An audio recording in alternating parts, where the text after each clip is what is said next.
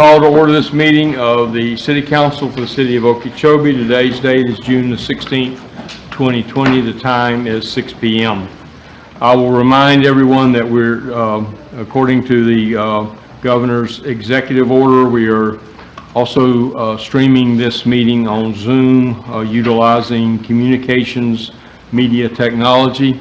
Those who are watching by Zoom, if you would like to make a comment on any of the items on the agenda, if you would please hit the raise your hand button or put your question into chat, and the host here at our meeting will let us know that you would like to make a comment or participate in the meeting. I will remind the council that we need to speak clearly into our microphones so that those can be heard. And anyone addressing the council, if you would please be at the podium and speak into the microphone so that those watching will be able to hear that. I will offer the invocation this evening. The pledge will be led by Council Member Keith. If you're able, please rise. Our Heavenly Father, we come to you tonight with grateful hearts for your many blessings. But as we come together, we know we have many cares and concerns. We think of our city family, and we think of the passing of Dale, Melinda's wife, that you would be with that family and give them strength and comfort. Our finance director's family, that you would be with them and give them strength and comfort during the loss of a loved one. We also have many cares and concerns in our country, and we pray that you would bring peace to our cities, that you would bring harmony to everyone in every city, and those that have been affected by the COVID-19 virus, that you would be with them, especially those who have been infected and those who are recovering, that you would give them recovery and strength. We pray for our military and those who have served and those who are currently serving. And we ask tonight, as we come together as a council, that you would give us the wisdom we need to make the decisions that are in the best interest of the citizens that we serve. These things we ask in your name. Amen. Amen. I pledge allegiance to the flag of the United States of America and to the republic for which it stands, one nation, under God, indivisible, with liberty and justice for all.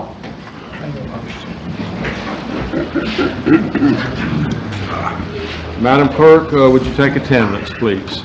Mayor Walker? Here. Councilmember Abney? Here. Councilmember Clark? Here. Councilmember Gerald? Here. Councilmember Key? Here. Attorney Romero? Here. Administrator Monsioka? Here. Police Chief Peterson? Here. Fire Chief Smith? Here.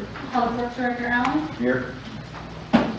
Oh wait, I'm sorry, and Executive Assistant Robin Brock? Here.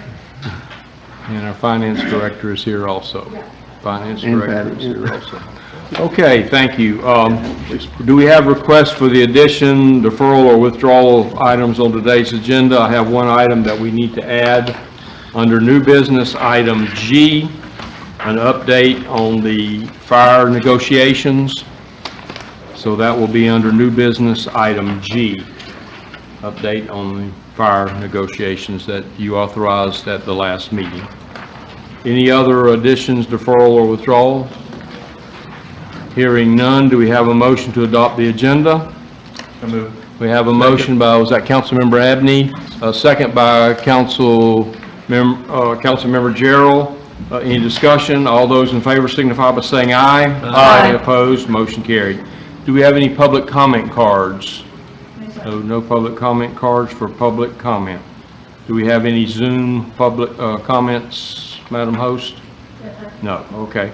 We'll go on our first, and I think that's why we have such a large attendance. We have a very special presentation tonight, and I wish we didn't have this social distancing, or we would have the entire council make this presentation. It's a very special night for someone in the audience, maybe not for the city. We're going to miss this individual greatly. So I will ask the man of the hour, Bill Somm, Detective Somm, if you would come join the police chief and I front and center, please. Boy, you're in for it tonight, I think. Police chief, you have the floor. Bill started as a dispatcher here in the early 80s. 1985, he was transferred to the road patrol. Towards the end of 1985, the state sent us a box to the police department, and we opened it up, and inside was this new machine. They called it a breathalyzer machine. So we had this nice breathalyzer machine, but nobody knew how to run it. So Chief Mobley says, I got to send somebody over to the college. And he picks Larry Coonflair, Mike Wales, Bill, and myself. And we load up and we head over to the college, to the morgue, because that's where the academy was back then. And when we walk in, the instructor pulls out a bottle of vodka, sits it on the desk, and asks for volunteers. And that's what Bill did. So the idea was he wanted somebody to take a shot about every 30 minutes, and the rest of us were going to see the effects of alcohol on someone, and then we're going to run them on the machine and watch the numbers go up. So 4 hours and 8 shots later, the class is over, and now we have to go home. So we pour Bill in the back seat of the car, literally, and we start driving back to Okeechobee. 10 minutes into the drive, we hear some weird noises coming out of him, and he's hollering, pull over, pull over. So we pull over, and he rolls out of the car into the ditch. Does his thing, gets back in the car, we drive 10 more minutes, he's yelling, pull over, and a 30-minute drive literally took about an hour and a half. So we get home and we pull into his driveway. He's back there snoring, talking to himself, doing all kinds of weird stuff. And now we have a problem because his wife is inside and she's expecting the same Bill that left to be coming home. So we're trying to decide what to do, and we decided the right and smart thing to do was just dump him out, ring the doorbell, and literally run. So that's exactly what we did. So. But we passed the class. Yeah. Did you though? Well, we don't know. So we dump Bill out, ring the doorbell, get back in the car, and get out of there. And we all go home. 2 hours later, the phone starts ringing, and it's Chief Mobley. And he wants to know what the heck, we use different words, we did to Bill. We said we went to class and took him home. He said, well, Bill is now in the hospital. Yeah. No joke. Did you spend the night that night? You did, didn't you? Yeah. So Bill's in the hospital. So that literally is the beginning of Bill Som's career. Because that was probably the first class he's ever went to. Was it the last? Hey, he can run a breathalyzer machine, though. I don't know how. But, you're fixing to hear all the classes you've been to and the training you've been to and how you educated yourself, which helped the department and helped yourself. All of those things leave when you leave, but what doesn't leave is the example you set for all these people behind us. So when you retire, part of you will be here in them and how they conduct themselves on duty, off duty, and the job they do. So I appreciate that. I know everyone here appreciates that. We're not done with you yet. You still got, 9-10 days left? 2 weeks from today. 2 weeks from today. So, give you your retirement badge. That's that. The one you have now, the one you've been carrying, you keep that as a memento. I'll show you one, put that in the shadow box. Put that in the bottle. You know the copper pot's always on?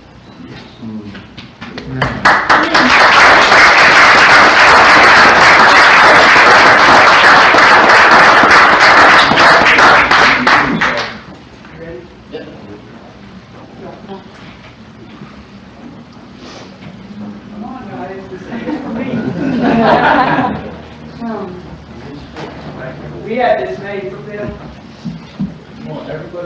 Yeah. Please. Arrest those that violate social distancing.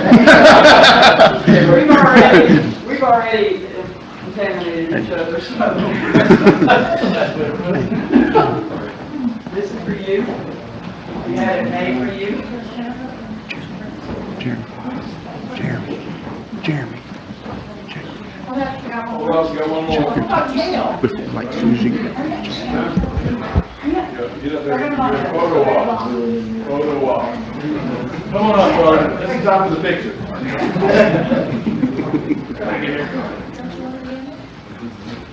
She's being there. Oh, why is the band on? Because she's taking the picture.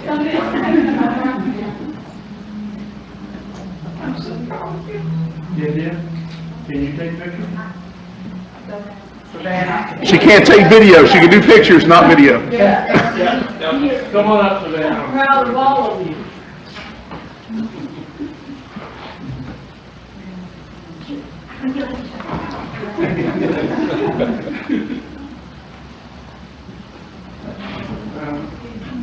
Thank you, guys. I Hold really on. We're not through yet. Everyone turn towards me, so you can make it.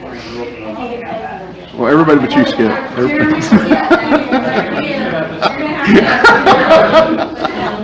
Love you too. Dawn, you can't see, you're gonna have to, you're only turning around the spot. Oh, that's her in front of, kind of in front of, there you go. Jeremy, you can't see you either, okay. That's on purpose. No, there you go. No, yeah, there you go.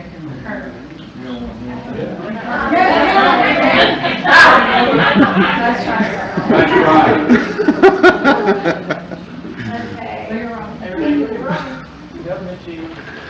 Government cheese. Okay, on three. 1, 2, 3. 1, 2, 3. 4, 5, 6. They just learned something new. Okay, don't go anywhere yet, Bill, we got one more for us to go.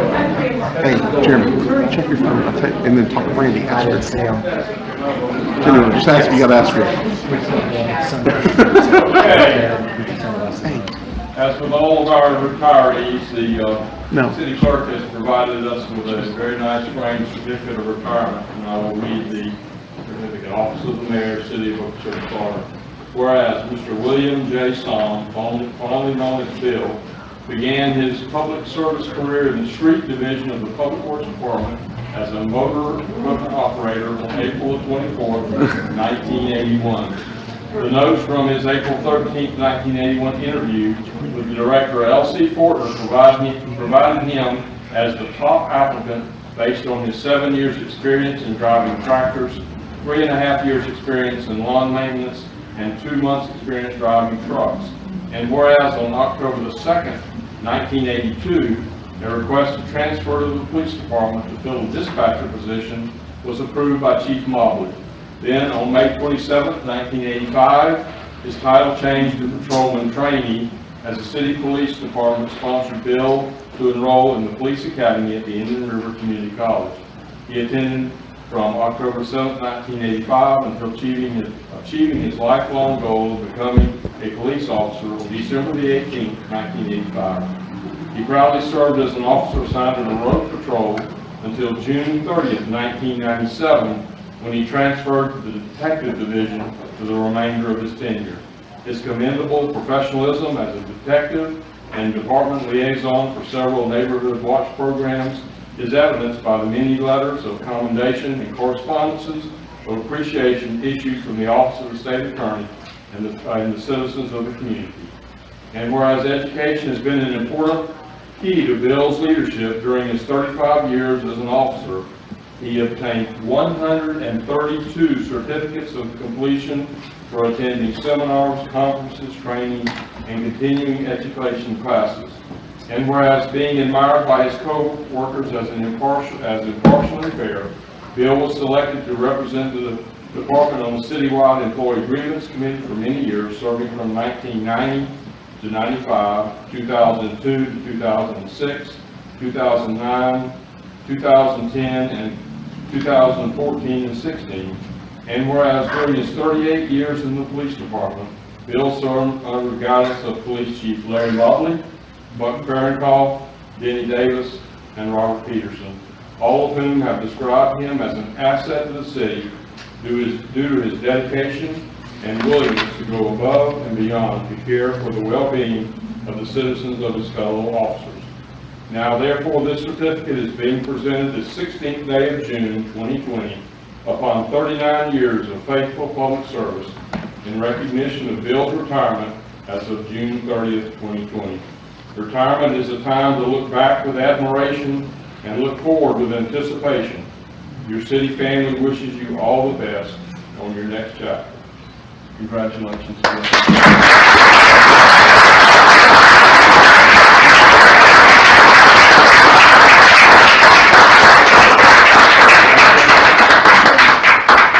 Being given directions by the boss, so. I know. Yeah. Chief. Come on.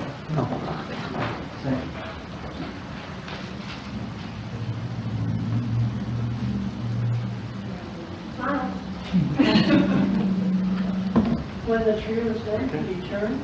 Oh, you want to do, oh, okay, Chief. Can you turn? Well, Thank you so much. and Bill, I almost hate to do this, but you have the floor. Now, you don't go likes to talk now. I know.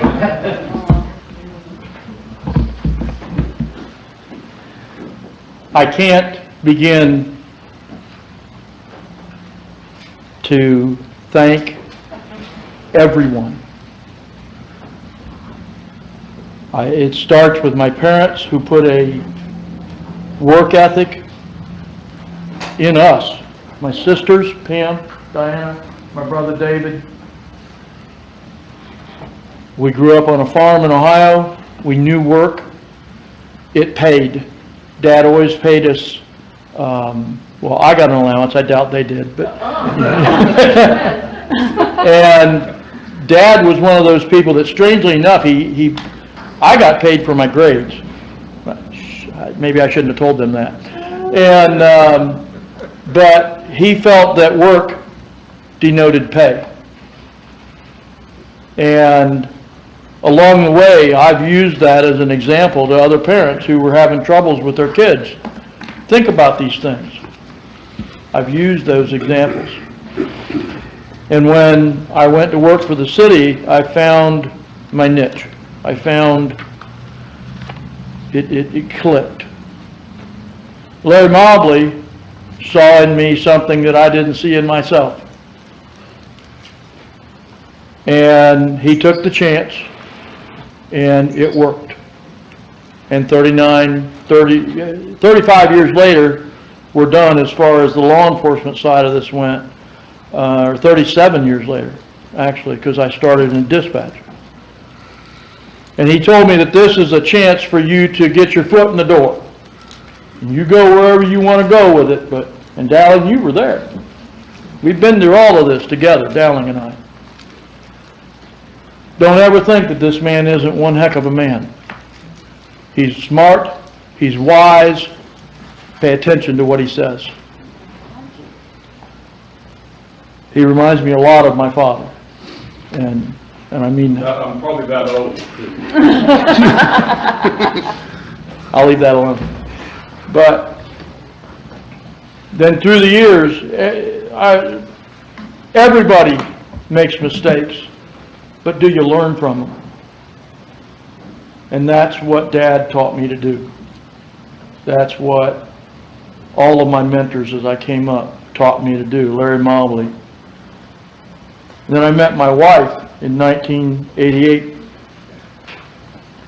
3 years later, I was drinking way too much, obviously. You already heard the other story. Oh, it started on Bob. Yeah. And I asked my wife for a divorce. Would have been my third failure. And my wife looked at me and said, "No, we're going to church." And I said, "Oh, him." I knew who I had to face. And I went and I met the Savior at the pass, and it's history since then. It's been a glorious travel since then, and her and I are married 31 years, been together 32 years. And there's an article coming out in the paper, and the only rule I asked for was that Gail be involved in that article, because she's as much a part of me being a cop as me being a cop. She got the phone calls, honey, come to the ER, I'm okay, but I need a change of clothes, when the plane went down over here and the people passed away. So many times I would come home and the blood on my shirt, is that yours or is that somebody else's? You know, and she had to live that life. She had to have those fears. And for every one of you, that's what, all of you officers, that's what your loved ones go through, what she went through. And she's a glorious woman, because she saw, God showed her a vision of me that I couldn't see of myself. That's 2 people in my life that did that. Well, 3, my dad, my mom. They always do that. They see what you can be. But you have to believe it for yourself, and you have to go on, and you got to do it. You got to take that next step. And every one of you can be far greater than me. And I'm proud right where I am, what I've done, what I've been able to do, what God has enabled me to do. These will hang in places of honor. And I don't care who likes them or doesn't like them. I enjoyed protecting the public. I enjoyed being the camaraderie. I enjoyed the breathalyzer class. And these friendships will never end. Whether we've always agreed or disagreed on whatever, these friendships will never end. I don't let that stuff get in the way of friendships. So I thank you all. I thank you all, everybody, my sisters, for putting up with me all these years, for being afraid for me, my wife, my best friend, Steve Lowe, right here. We've been together since 1973, I think, somewhere around then. And just glorious, glorious years and wonderful friends. Thank you all very, very much. And just thank you for being the people that you are, for being the heroes that you guys are, because you are heroes in my eyes. You beat these streets every day, and you win every day because you go home every day. Keep that up, no matter what. I love you all. Thank you very much.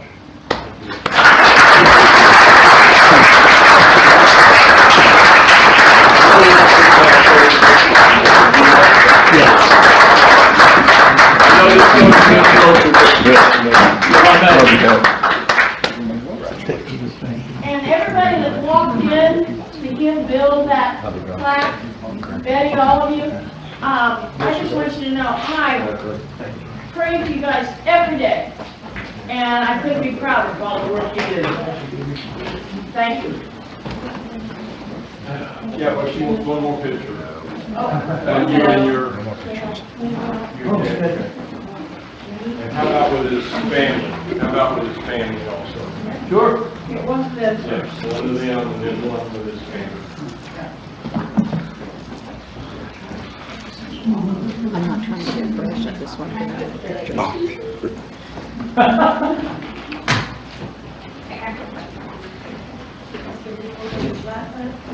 Am I in the way, Robin?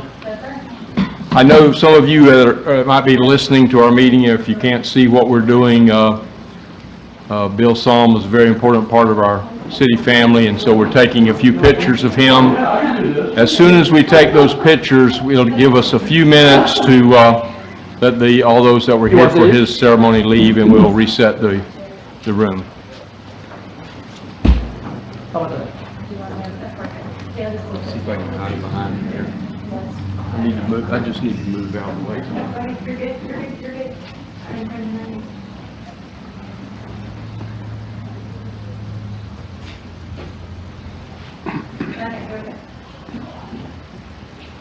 Huh? Another one?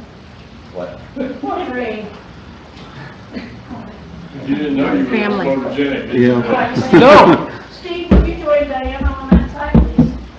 please. Come on. Yes, you are. Yes, you are. Very nice. Ma'am. You're just my brother by another mother. Oh, come in, girl. Oh,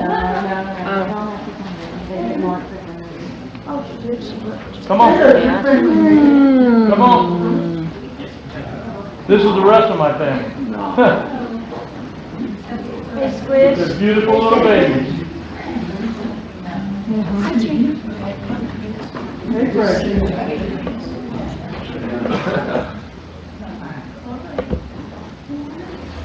Hey, buddy, boy. All right, everybody up here. Jeez. One more.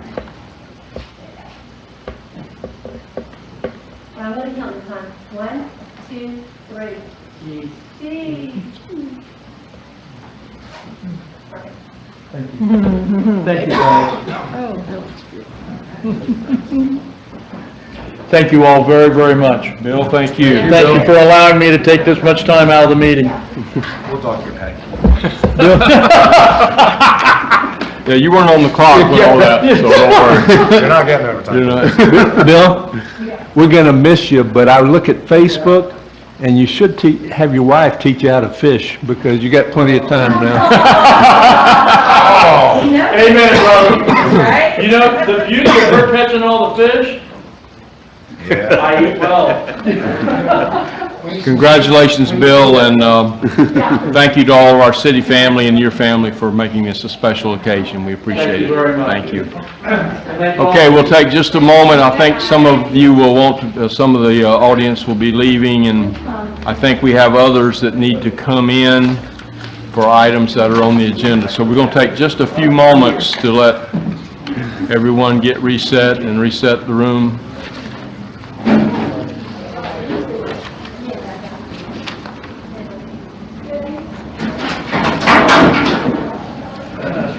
No, it couldn't have been that important.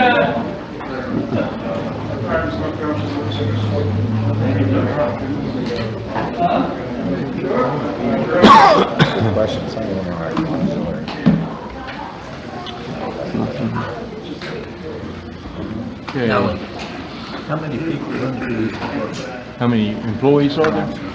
That's a good question. Chief, how many employees are in your department? 37. Right now, there's, we got right at full-time 32, 32? 32, yeah, and then 38, 39 counting Yeah. part-timers. Chief Smith, do we need to use the sanitizer on the podium? On everything? It's right here. It's in the chair here. Oh, it's in the, oh, okay. Thank you, Captain. Yes, sir. Yeah. Thank you. Okay, let's continue on with the agenda. It was very nice celebration, so. We'll move on then to the next item on the agenda, which is the consent agenda. Does anybody have anything they would like removed from the consent agenda for discussion? Hearing none, do we have a motion to approve the consent agenda? Bobby Keefe, I move to approve the consent agenda. Motion by Councilmember Keefe, I'll second. second by Councilmember Clark. Any discussion? All those in favor signify by saying aye. Aye. Opposed, motion carried. Next, we'll open the public hearing for ordinance adoption. We need a motion to adopt proposed ordinance number 1212 regarding comprehensive plan small scale future land use map amendment application number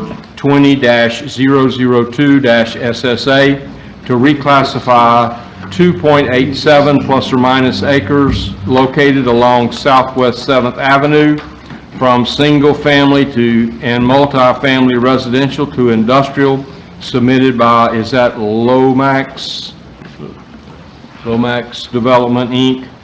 That's Exhibit 2 in your packet. Do we have a motion? I'll make a motion. We have a motion by Councilmember Clark. Is there a second? Councilman Keefe, second. Second. We have a motion and a second. I will just remind you that according to our the planning board is recommending denial of this ordinance, of this small scale future land use map amendment. We'll open the public hearing. We'll begin with staff, the staff report and staff. So, Ben, if you would please give your report.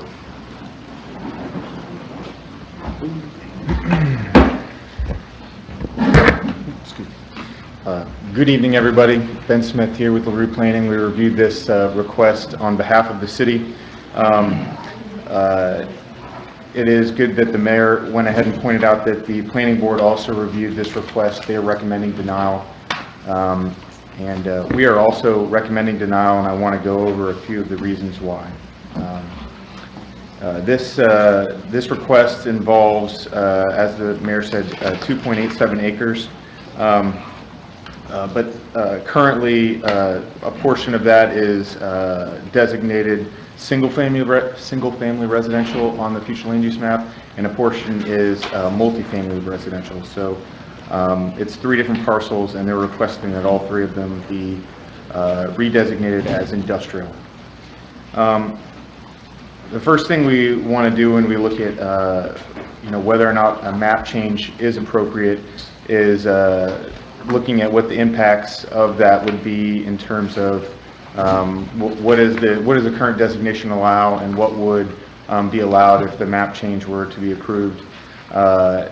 So if currently, in terms of single-family units on the single-family designated parcels, the maximum potential would be 6 single-family dwellings, and then for the multifamily residential parcel, the maximum potential for development would be 17 dwellings.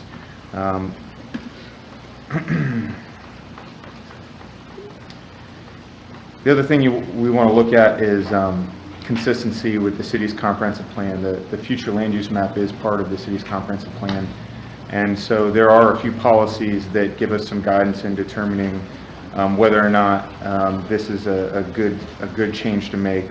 First, I would direct you to policy 2.2 of the future land use element, which recommends that the city protect the use and value of private property from the adverse impacts of incompatible land uses, activities, and hazards. But also, Objective 12 of that same element states that the city shall encourage compatibility with adjacent land uses and curtailment of uses inconsistent with the character and land uses of surrounding areas, and shall discourage urban sprawl. So both of those sentiments, or both of those policies state that we need to look at what's adjacent and determine whether or not this is an appropriate map change within that context. So to get an idea of what's adjacent, we did provide 2 maps, one on page 6 of our staff report, one on page 7. The one on page 6 shows the future land use just a excerpt of the future land use map surrounding this subject property. You'll see that there's a significant amount of single-family residential to the east. There's multifamily to the west. And I do want to point out that there was recently a map change. The property to the west of that multifamily is actually also multifamily. That was recently changed. That large parcel was recently changed to multifamily as well. And you may recall that a 191 unit apartment complex has been approved for that site. So that map is actually incorrect as it appears in our staff report. There was a recent map change there. And then if you look at the zoning map, you'll see significant amount of multifamily zoning in the surrounding area. And you also see that the applicant's property to the north of this subject property is zoned industrial. That's where their existing operations are located. As far as we've been told, those operations include manufacture of compressed air canisters. What we also want to look at in terms of impacts are traffic impacts. The traffic analysis that was done for this project indicates that this map change would result in a potential increase in 1,144 potential daily vehicle trips. 166 of those would be peak hour vehicle trips, PM peak hour vehicle trips. We agree with that analysis, and we do want to point out that a lot of those vehicle trips, when you're talking about industrial use, are likely to be heavy truck traffic. So in a residential area, those vehicle trips especially can be intrusive, loud, and enough heavy truck traffic often can damage small residential roadways. In terms of the environmental impacts, we don't have a lot of evidence to say that there would be significant impacts there. But we feel that expanding industrial, the industrial amount of industrial in this area is not consistent with the predominantly residential nature of this neighborhood. There is not a significant amount of industrial south of Park Street, and we do want to point out that there is quite a bit of vacant industrially categorized land in the north end of the city. So there is available vacant industrial land for additional industrial operations. It just does not make sense, in our opinion, to expand it in this particular location. I'm happy to answer any questions, and I believe the applicant's representative is also here if you have questions for them. Any questions of Ben? Well, Councilmember Abney. You said there would be 1,000 additional trips a day? I think 1,144 is so what you do is you say, okay, how many dwelling units could be put on this property as it stands now, and we went over that. And then how many square footage of an industrial could be put on it. And there's the Institute of Traffic Engineers estimates so many vehicle trips are generated by those dwelling units versus so many vehicle trips are likely to be generated by that industrial. And the difference between those two numbers, those two estimates, is 1,144 vehicle trips per day. Do you believe that? I believe that those, the guidelines that the ITE uses are the best available for our purposes. Okay. Other questions have been? I just have a quick question. Was that calculation done including the alleys that are, or the right-of-ways that have been abandoned or not? I'm not sure about that, and I don't think that they have been abandoned? Or that would be, I'm assuming to be required to be abandoned. abandoned, so that additional area that would. That's a good point. Due to the oddly shaped nature of these parcels, we feel it's probably likely that if this map change were approved, that requests to vacate the alleys would likely be next. And so if that were vacated and that property were turned over to the applicant and their subject property, then you're looking at additional industrial use that can be placed there, and the vehicle trips would increase, and that's an excellent point. Councilmember Redden? How long has the property to the north at the existing, whether that is industrial, how long has that been industrial? Oh, that's a good question. I'm not sure how long that map designation has existed on that property. So we don't know how long it's been. It's been there quite a while. Maybe when the applicant speaks, he may have that information. Was there any opposition from the surrounding Property owners? Property owners or anything to this when it was advertised? I think, yeah, we may have gotten some letters read in by staff at the Planning and Zoning Board meeting. Patty, Do you know how many? Well, for land use, map amendment changes, we don't notify surrounding property owners. Okay. For the rezoning, we do. Okay. So this current request that's in front of you now has been paired with a request for a rezoning, so she's speaking to that. Thank you. So when this was purchased, it was industrial? This was not grandfathered in, right? And I can tell you that the industrial designation has been on that property for many years, but Since he purchased it? I couldn't verify that personally. I don't know that to be. No, this property doesn't have industrial on it now. Oh, sorry. Yeah. Are you speaking about the applicant's current property, Yes. where their current operations are? Yes. Oh, Can I speak to that? No, what I was saying, oh, just a second. I'm sorry, Councilman yeah, Gerald. yeah, no, what I was saying, if it was industrial when he purchased it, he's been there 19 years, and it wasn't grandfathered in, it was industrial. And I look at the map here that you have on here, and down at the bottom hashed, I believe that's 6th Street, on the future land use amendment, that's showing commercial on the south side of 6th. That's correct. Yeah, that's the daycare, correct? Yes. Yeah. Yes, that's the daycare. The daycare is on the south side of, and that's why that's commercial. And as far as I understand, there's actually an additional daycare to the east of this property. I'm not big on spot zoning, but I can tell you, when somebody's been there 19 years and been successful business in our city, I love good businesses that are successful in the city. And the only 2 complaints that I've heard is the trucks in the street, and sometimes when they leave there, instead of going back to 70, they go down the side street, whatever that street is there, I'm not sure, back east. I know I shouldn't be asking you, but I'll ask the next one. I just want to be going to solve that problem. I just want to be clear, we're not, the city's not saying that they can't continue the operations on their current property. Right. Those can continue. This is about the property to the south and then expanding the industrial category. Councilmember Clark, I think you wanted to... I think when I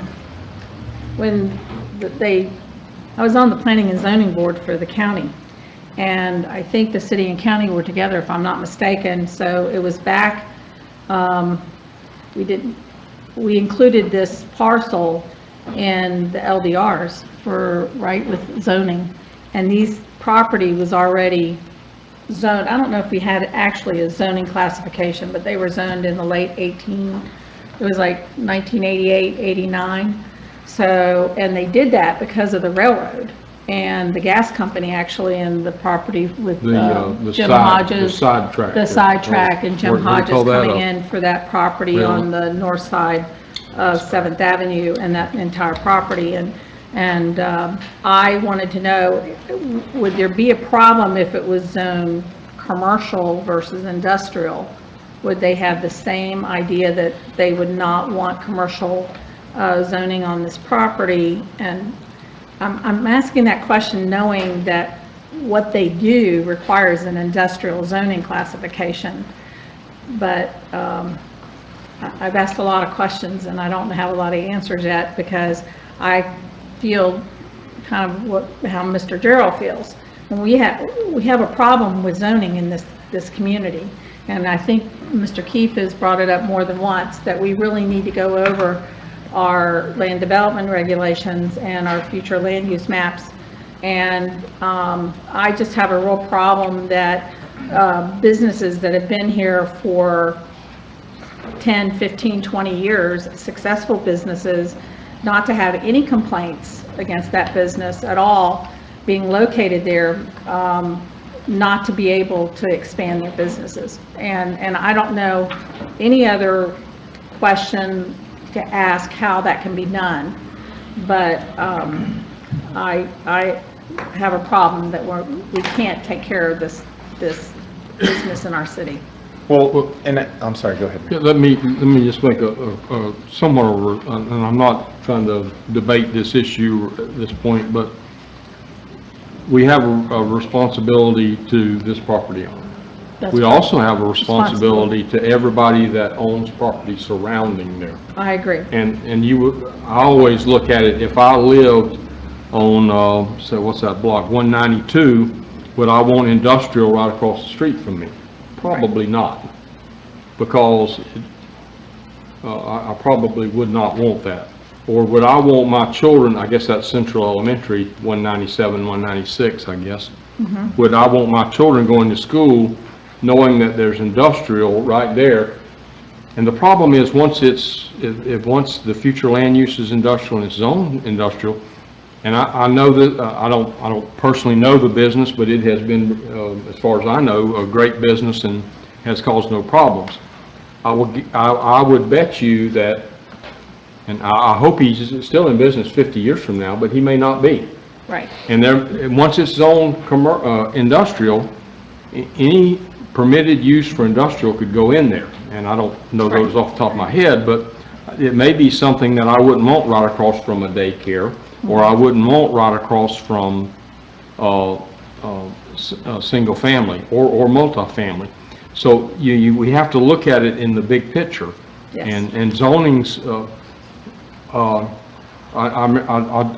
go back to Councilmember Williams. If you remember when we spent years and years, I think it seemed like it was years on the sign ordinance.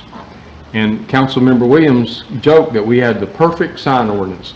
And I'll bet it wasn't a month later we were trying to revise it because something didn't fit. So I can guarantee you that we can go through and we can do the whole city again. Land use, zoning, everything. And I guarantee you somebody's going to want to change it because they want to change the use of a piece of property, or so that I guarantee you there will be changes. So, but we have to look at the surrounding owners also. And I know this is a wonderful business in the city, and they do a great job.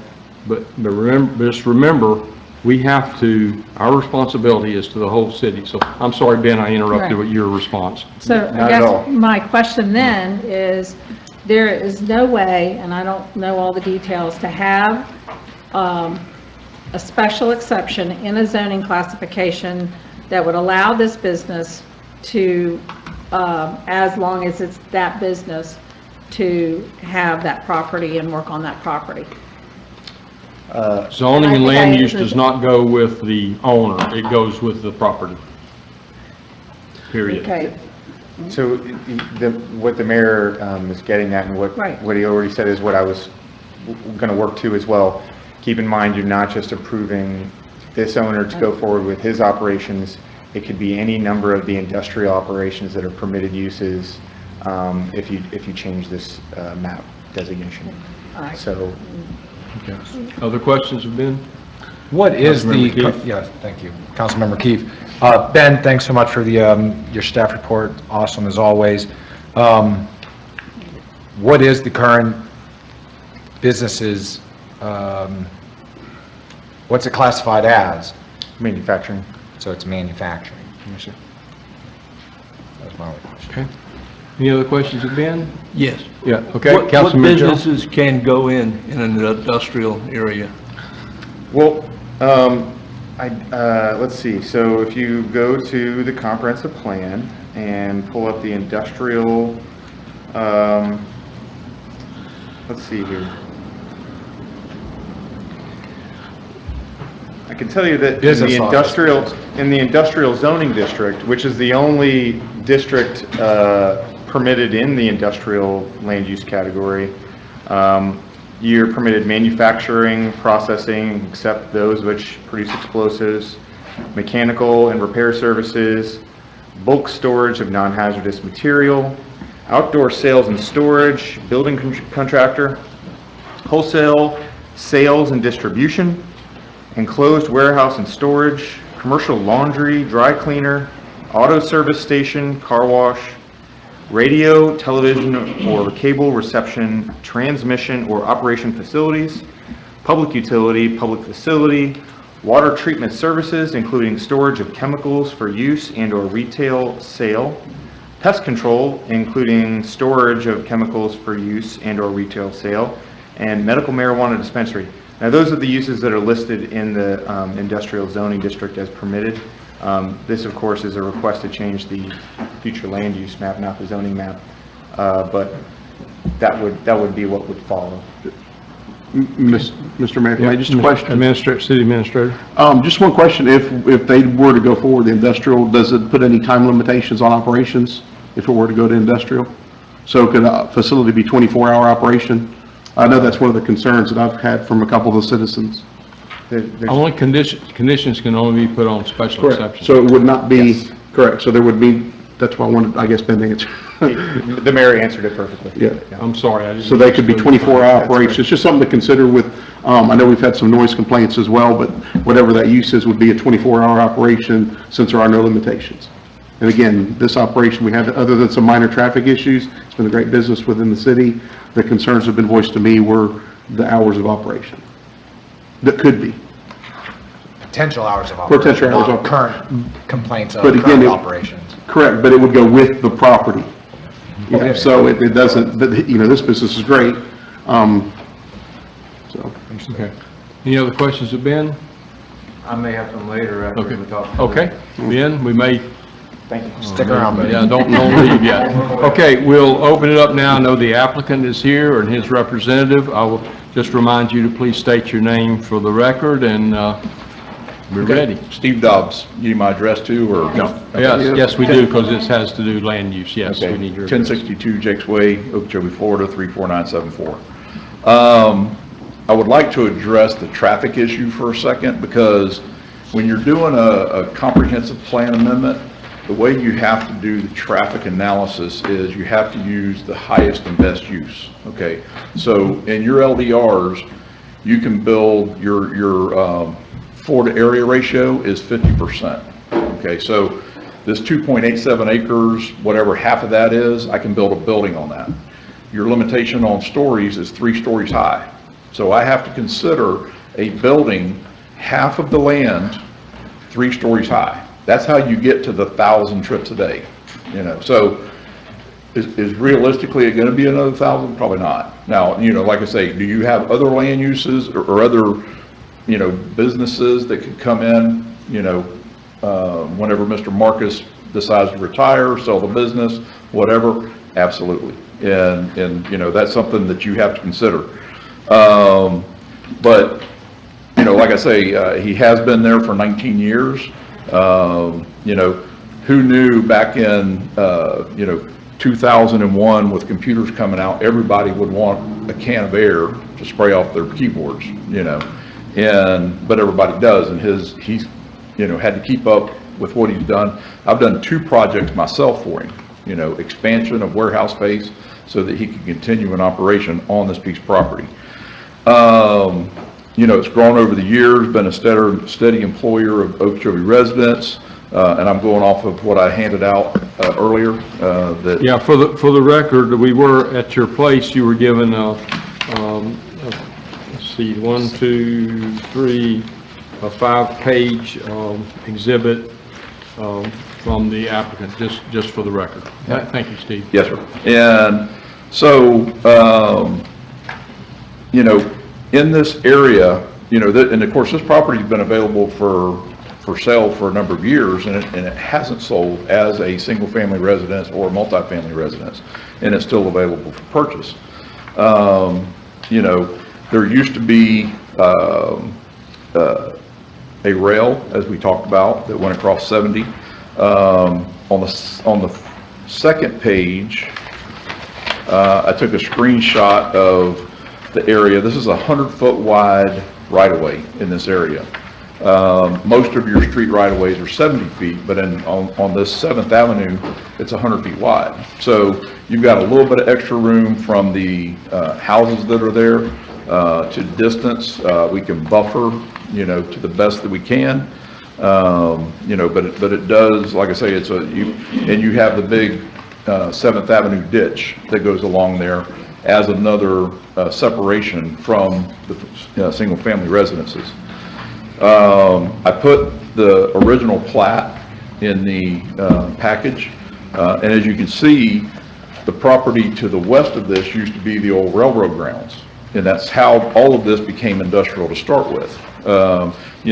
These 2 parcels, weren't in the plat, identified as industrial, but they were adjacent to the old railroad yards historically in Okeechobee.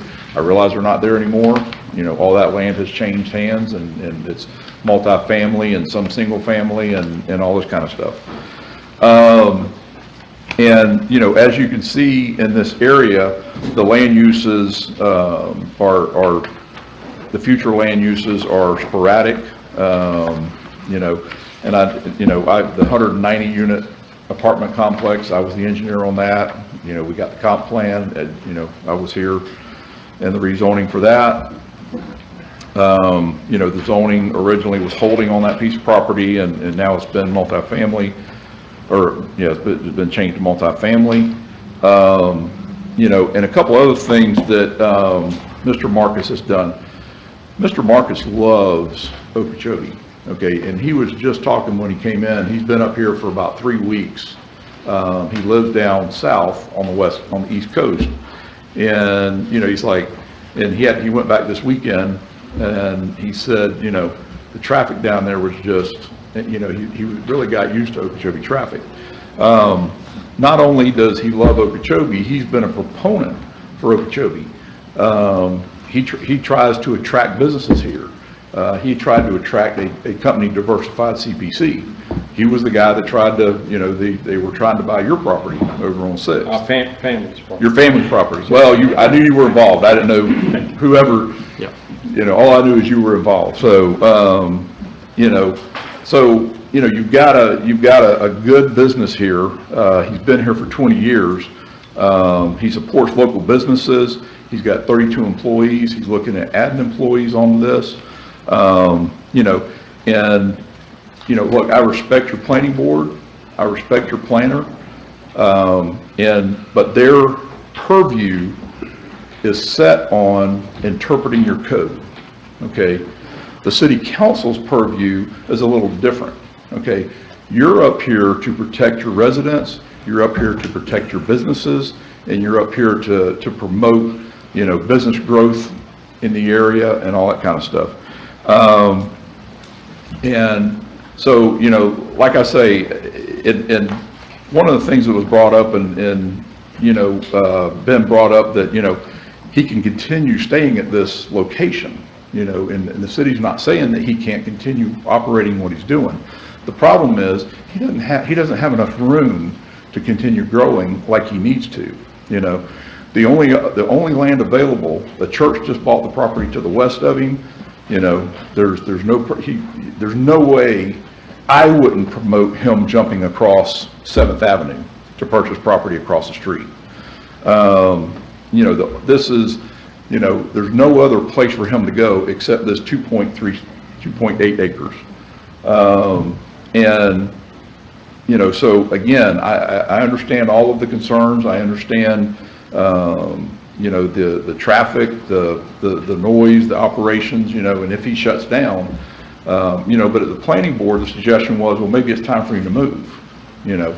Well, that's great, you know, and there is land. There is other industrial property in the city. There's industrial property in the city industrial park, you know. However, now he's got to rebuild everything he has right now. That's a very expensive process, you know.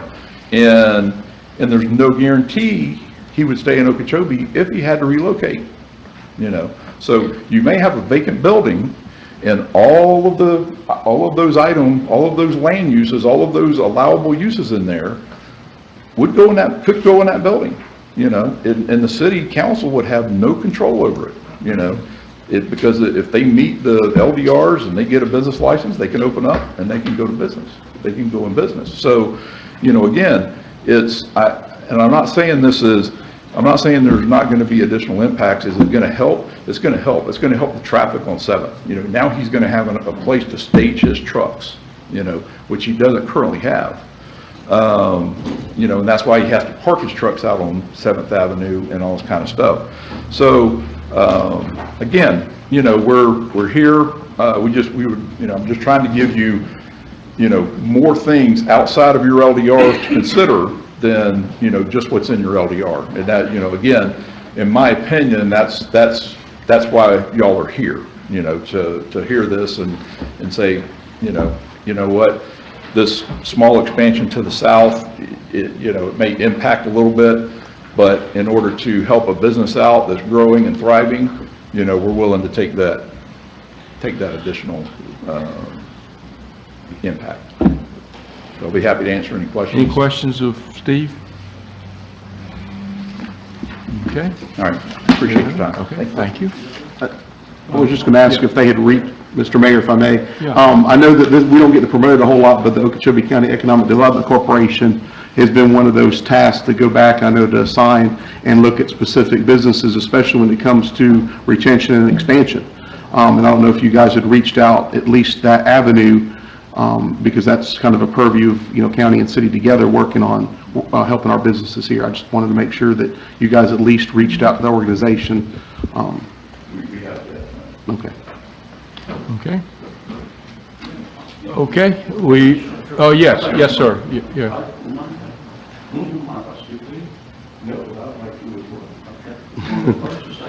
I thought we were coming for haircuts. With the COVID, I haven't been able to get haircuts. Do y'all want to arm wrestle to see who's going to go first, or? I will ask, Yeah, sure. I will ask you, I'll just remind you, we need your name and address for the record, please, and welcome to City Council. Thank you. My name is Jim Fowler, and I live at 470 Southwest 87th Terrace, Okeechobee, Florida, 34974. And I am a real estate broker associate with Gilbert Realty here in Okeechobee. And this is one of the few deals that I get where I actually have both sides, the buyer and the seller. So that's a good thing. I've had the property's been on the market. That question was brought up here a minute ago.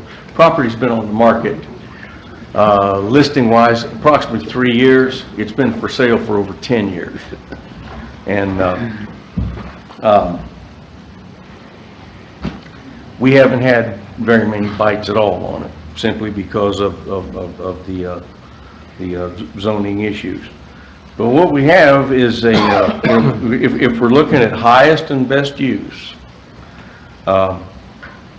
we have a man here that's been in business for over 20 years right there. In those 20 years, he's put over $30 million into this county, into this community.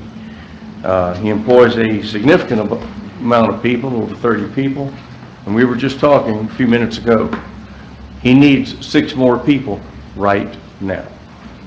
He needs 6. So if you know anybody looking for a job, Neil's a man to see. Not only salaries, but services to services from various vendors, Domer's Machine Shop, various construction companies, and not to mention the taxes that he pays, because I'm certain that industrial taxes bring in more than single family. I see that every day. He's simply asking for more room to do more of the same. A quiet business doesn't disturb anybody. There was a question raised about the impact of local traffic on 7th Avenue. Well, that's going to be lessened, because he is going to have a place to he's going to have a place to unload his trucks. He's not going to have to jackknife them into that 14-foot space that he has in order to unload his trucks and block the street in the process. He'll be able to pull his trucks off the street and unload them there. They pull in, they unload, they don't block anything. There's a gentleman with whom I've spoken named Danny Creech. Most of you know him. I wish he was here tonight to verify this, but he said, I'd be glad to see it. He said, because that's the only complaint I have with that business, is that sometimes I can't get into my house because there's a truck jackknifed in the road. So he'd be happy about that. The owners, the Nemec sisters from West Palm, told me that years ago, and I believe this was in the 80s when the comp plan was being revised, that property was zoned for light industrial. And this would have been a long time ago, because Lowry was on the city council. I'm sorry, Mr. Mayor, I used your first name. That's all right. I'm sorry. I apologize. We've known each other too long. Over 60 years. Anyhow, the city officials approached the Nemec sisters and the Nemec family, and they encouraged them to agree to have the property rezoned to something else other than light industrial, and they agreed to it. Now, the exact date of that process and how it was done, I do not know, but that is what I'm told. Correct, it could go to multifamily. I'm not so sure what the demand is for multifamily, but I know that I've had a sign on a property in the southwest section behind the Fast Break food store, 12 acres that could be turned into multifamily in a heartbeat. And I might get one call a month on my sign, and I have 2 signs, one on each corner. So it's multifamily is not really a good seller in Okeechobee County.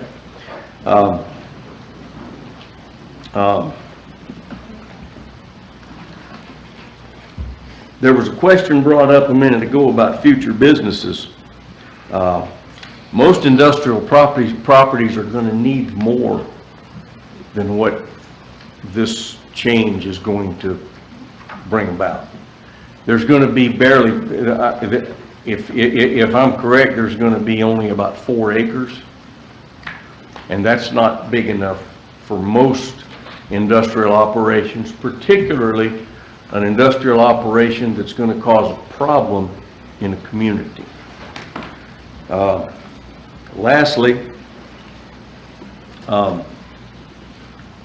lots 190 and 191 are zoned for single-family residences.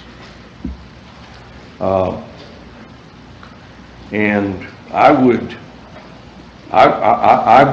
would seriously challenge, I know I wouldn't, but I don't believe anyone, whether it's Mr. Smith, the planner, or anyone on the planning board, or anyone here, if we were looking for a home site to build our family, our personal residence, I don't believe that would be 7th Avenue right there would be at the top of our list.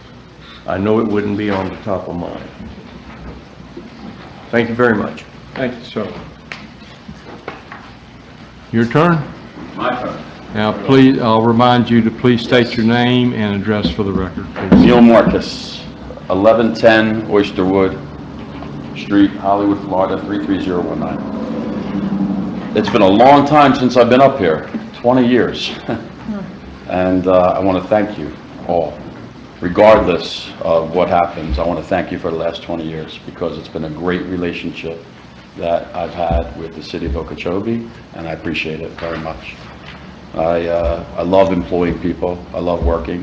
And Mr. Mayor, if 50 years goes by and at 105 I'm still going, God bless. From your mouth to God's ears, I would love it.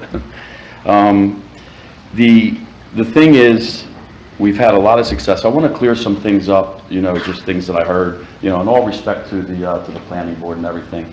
The 1,144 daily, if we lower that number down to 800 real quick, just to do simple math, at an 8-hour day, that would be 100 transactions per hour.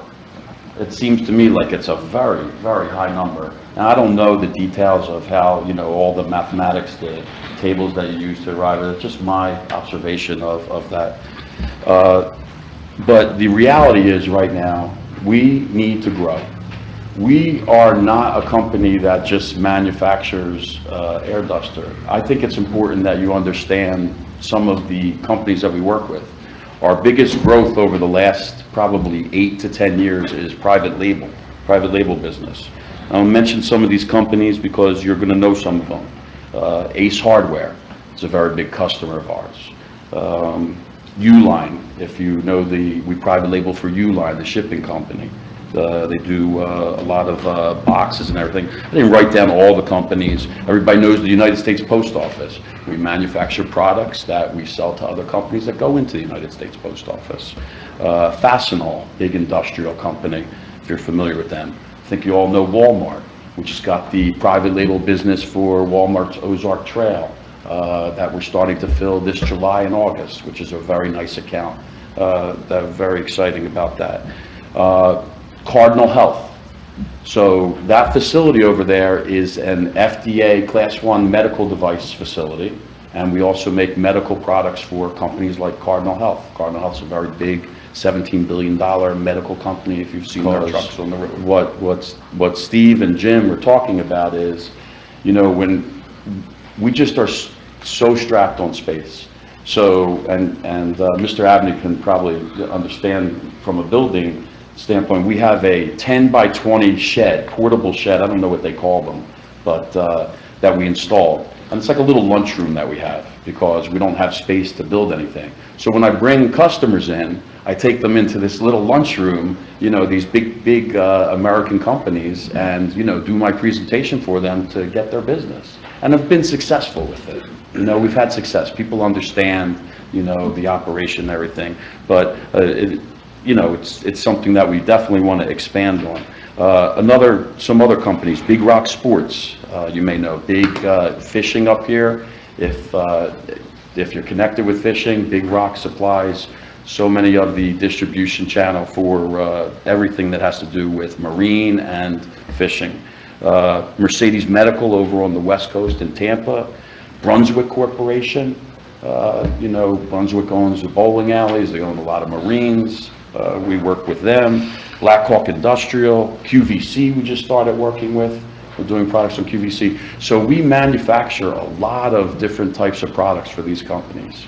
And what we need to grow is we need space. We need to be able to, I want to build, I hear everything about the traffic.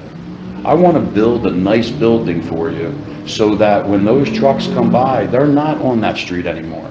You know, Steve and I have talked about plans for the way the land lays out, that we could, you know, put a dock in the back that I can bring them in off that street. There's two openings where we can drive those trucks in and you wouldn't have any traffic on the street. You know, I don't want traffic on the street. I want to build a nice office there, okay? Something where I have a nice conference room, similar to what you have here. So when I bring the Walmart customers in, or when I bring Charbroils in, or Fastenals in, and we talk to them about, hey, we want to expand and, you know, help you. What can we do for you?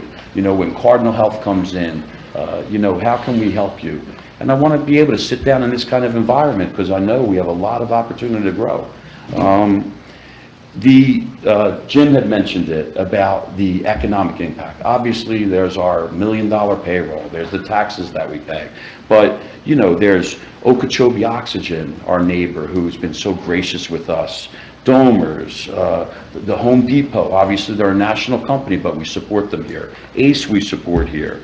City Electric, Okeechobee Utility, Superior Waterworks, you know, Atland, all the lawn services that we use. You know, we have a big economic impact for a small company.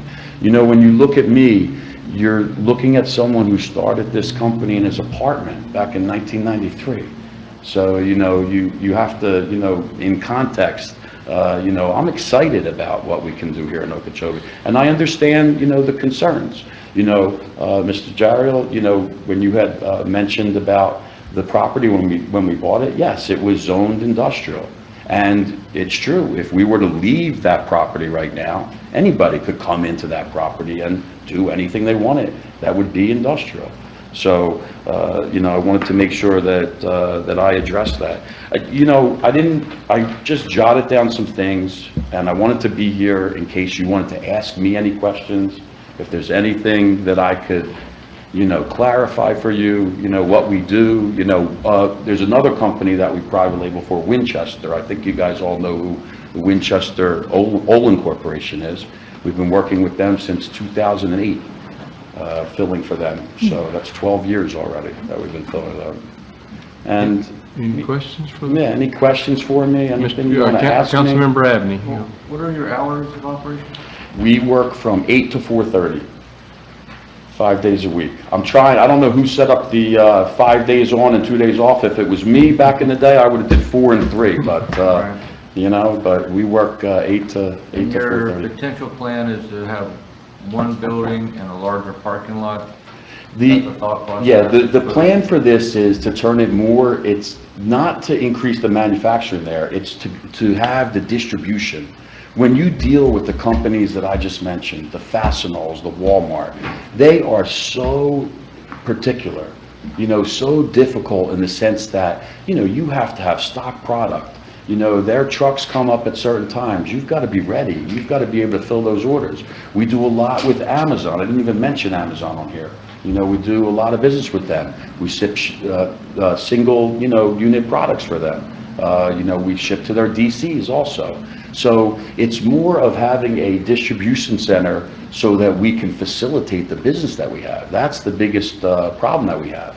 The trucks wait out there because they're backed up to be able to pick up their product.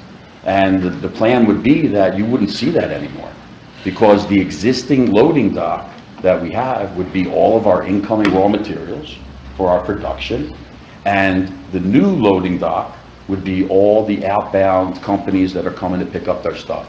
So they wouldn't be on the street anymore. Okay, other questions? Yes. Councilmember Gerald? If this was approved, how soon would you be building a building? Tomorrow. Well, I mean, obviously it would take us, I think, a year. Yeah, sorry. Yeah, 6 months. Yeah, I think the whole process to go through everything, we'd want to start as soon as possible. And where would you be building a house in the city? Well, the mayor has some property that Diversified bought, so that's where I'm building. It's a good question, though. The mayor's family doesn't sell property very often, but anyway. Yeah, Councilmember Tartt? Well, I don't have a question for him, but Oh, can okay. we ask a All right, question? any other questions? Yeah, Councilmember Keith? Councilmember Keefe.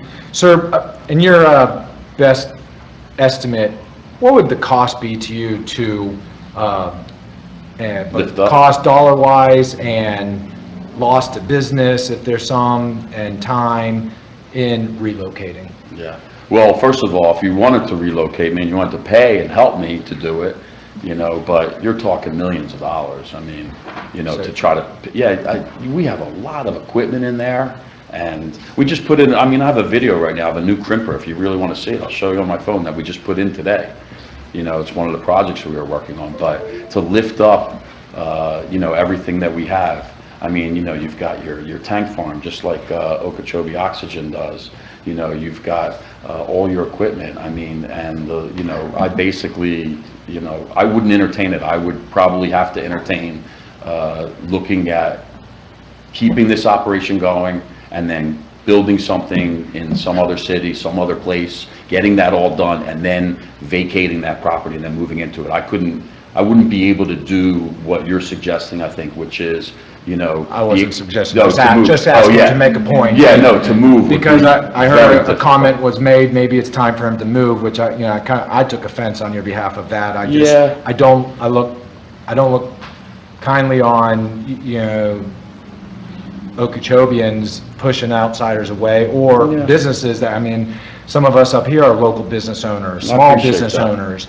And when we're ready to grow, and, we would appreciate the support of the local community, the local governments, and so I understand your position. So I just want to get a feel for what would it take? Because yes, we have some beautiful property in the city industrial park. I bet you it'd be $5 million. To probably pick up and, just giving you a quick number. And I appreciate your comments. And I understand, people, saying, well, just pick up and move. It's not easy to pick up. And maybe their intent wasn't move out No, of town, but maybe, no. to move to a the different- industrial park. to a Okay, I different get maybe, industrial but park, it's yeah. not that easy. It's very difficult. The problem that we run into is, the on-time deliveries and what we're in right now. Like literally, I just laid out all the new packaging with my team for Ozark Trail, which is Walmart's private label. We just finished it up this week. We're getting ready to get the CTL testing done with that. To not be able, to try to move and not produce those orders, it would be, it would be devastating is what it would be. Thank you. No problem. Thank you for the question. Mr. Mayor, if I may, can we take a quick timeout? We're having a little bit audio-video issue right now. Okay. Sorry. You have any other comments before? No, and again, in all sincerity, thank you. I mean, regardless of whatever the decision is, you know, thank you. Thanks for being here. Thank you for having me. We're going to take a short recess while we try to resolve some technological difficulties. So we'll be in recess. We'll call the meeting back to order. During the break, we have a procedural question. I'll refer this to the attorney. The motion we have on the floor is to adopt proposed ordinance number 1212. We normally, and it's my error, it wasn't on the agenda this way, we normally have a motion before that to read by title only. We did not do that, so I'll ask the attorney, would it suffice to read the ordinance into the record by title only, or do we have to withdraw the motion to adopt the ordinance and start all over again? I think we could cure by reading the title. Okay. If it's a consensus of the council, seeing all the council in agreement, we'll ask the attorney to read the ordinance number 1212 by title only. An ordinance of the City of Okeechobee, Florida, amending the City of Okeechobee Comprehensive Plan, ordinance number 635 as amended by revising the future land use map on certain tracts of land, more particularly described herein, from single-family residential and multifamily residential to industrial, providing for inclusion of ordinance and revised future land use map in the comprehensive plan, providing for conflict and for severability and for an effective date. Thank you very much. Thank you. Okay, now we'll go back. For those who are joining us by Zoom, I'm sorry if we lost you. We heard from city staff on this ordinance and from the applicant and his representative. So we're up to public comment. Is there any other? I had another Oh, question. okay, yeah, I'm sorry. We have another question to council member, and I think you may have wanted to, can we ask those questions when we get to council? Okay, Absolutely. we'll ask those questions when we get to council. We'll ask first, is there any public comment on ordinance number 1212? Seeing none in the room, is there any public comment via Zoom? No public comment. We'll bring it up here. Councilmember Clark, if you would like to ask, I think Ben, this question Ben, is I'm going for to you. ask this question another way. This is what I was trying to ask. Is there any way that we could put a different classification? Zoning classification. Zoning Or classification. land I know use, we're land use, using land land use use. right now, Land use talking stuff. land use, but Land if we use kept stuff. the land use as it is, and could his business be a special exception under another zoning classification? Is that the right terminology? That's a good question that I don't know the answer to off the top of my head. I haven't memorized all of the special exception uses for each zoning district yet. I don't remember seeing manufacturing listed as a special exception use in any other district, but I can go and check right now. If you wanted to wait, I can look at the code, but I don't know if the top. If you'll check and we'll... Patty or Steve? Yeah. Patty's getting the book out for you. Okay. Well, I'm sorry to ask that question. Mr. Mayor, while they're looking at that, I think she's asking if I guess it would be a text amendment. I'm thinking that's the net effect of what's being suggested here, because I can't imagine. No, it's what gonna we're be asking is, allowable. for example, could it be zoned heavy commercial and do his business as a special exception? Because then, on a special exception, you could put conditions. You can only operate 7 a.m. to 6 p.m. or whatever condition. Or put a buffer for Let me- residential. So those are two different questions. One would be, Okay. is it currently listed as a special exception use under another zoning district? I'll check that. The answer to the other question is, could you do a text amendment to the land development code to add manufacturing as a special exception use to another zoning district? Absolutely, that could be done. But let me check on the first question first. Okay. sorry. Okay. While he's checking on that, do we have other questions from the council? Or do you want to wait for that answer? Or Steve, I others? don't know if you could answer me. This is industrial. Going north from that property, is the next one industrial to Park Street? Yes. It's all There's a- industrial all the way to Park Street? Yes, sir. Not all the way to Park Street. It's not all the way to Park Street, Central. all the way up to Morgan's. Morgan's. Through Right Morgan's. behind, from Morgan's south is industrial. Yeah. Okay. There's a little piece of Morgan's Morgan's is that was commercial. industrial.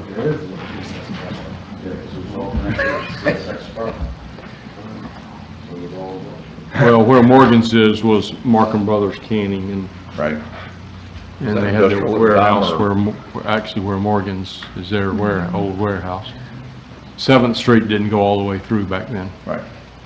to Park Street. And Mayor, maybe you know the answer, but haven't, I'm just confirming this, the houses that are built there now, right across the street from his business and the ones that are further south, were built since he occupied that industrial location, isn't that correct?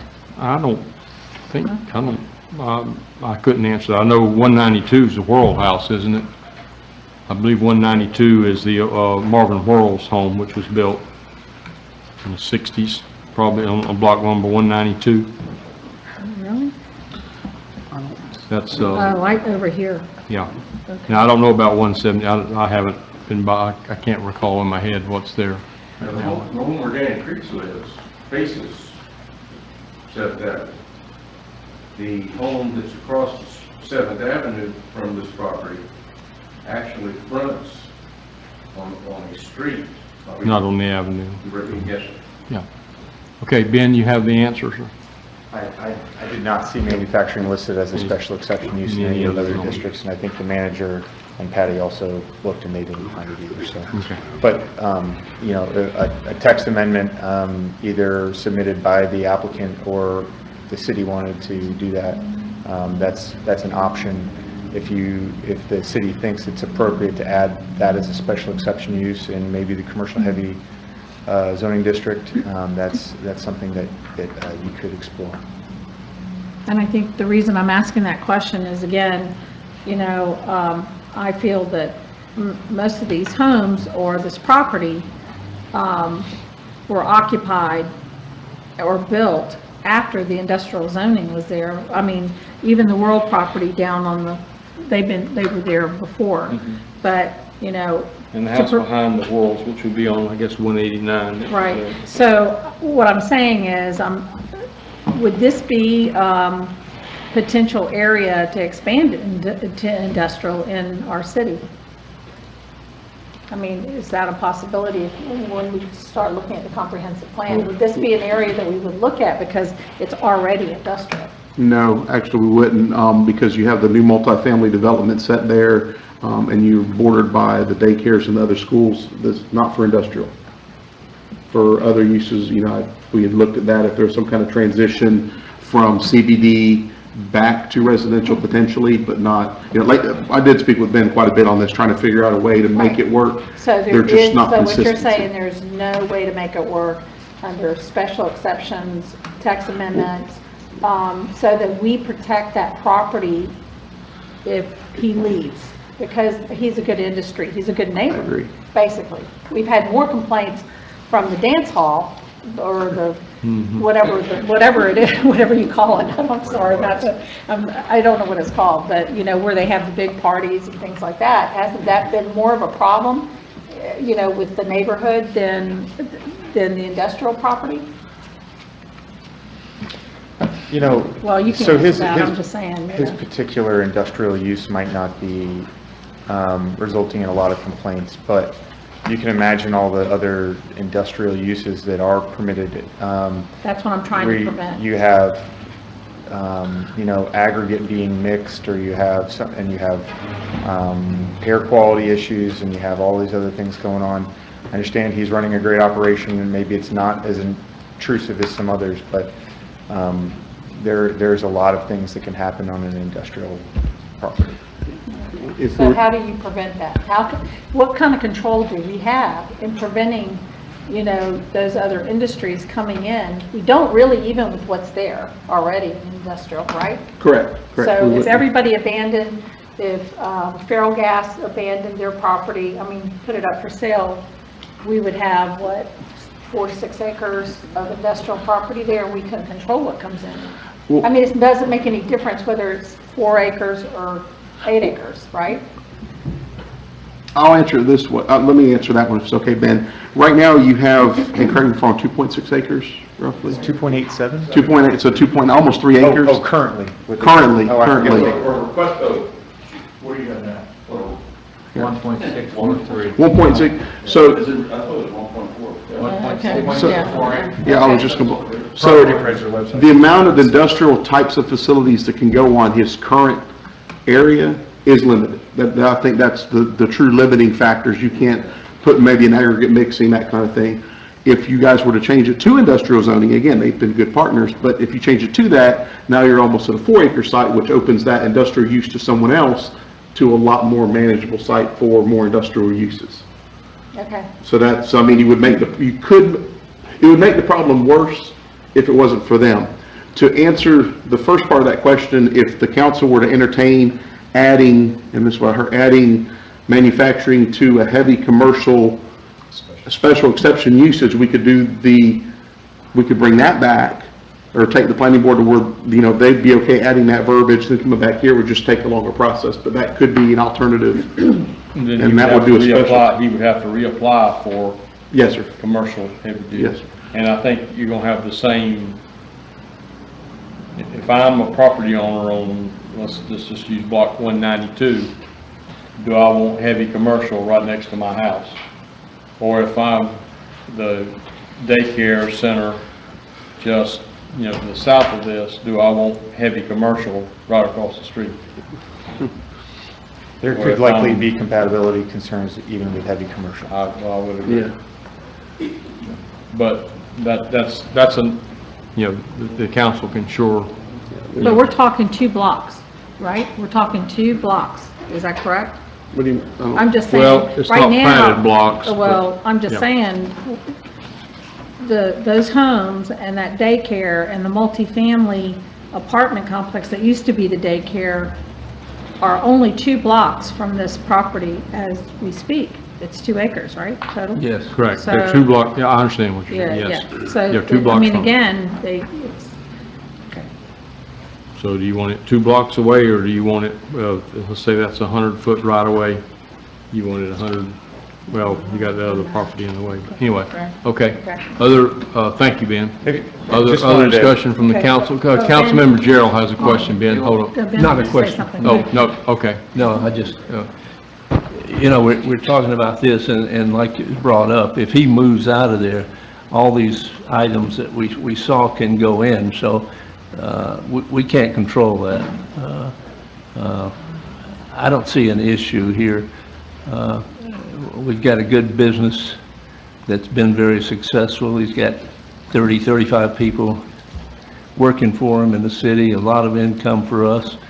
The only thing I would want to make sure, if we approve this that we're on now, that we're not approving it just for the landowner, we're approving it subject to him buying that property and doing what he's, I don't want to just approve it for the landowner. That's all you can do. Yeah.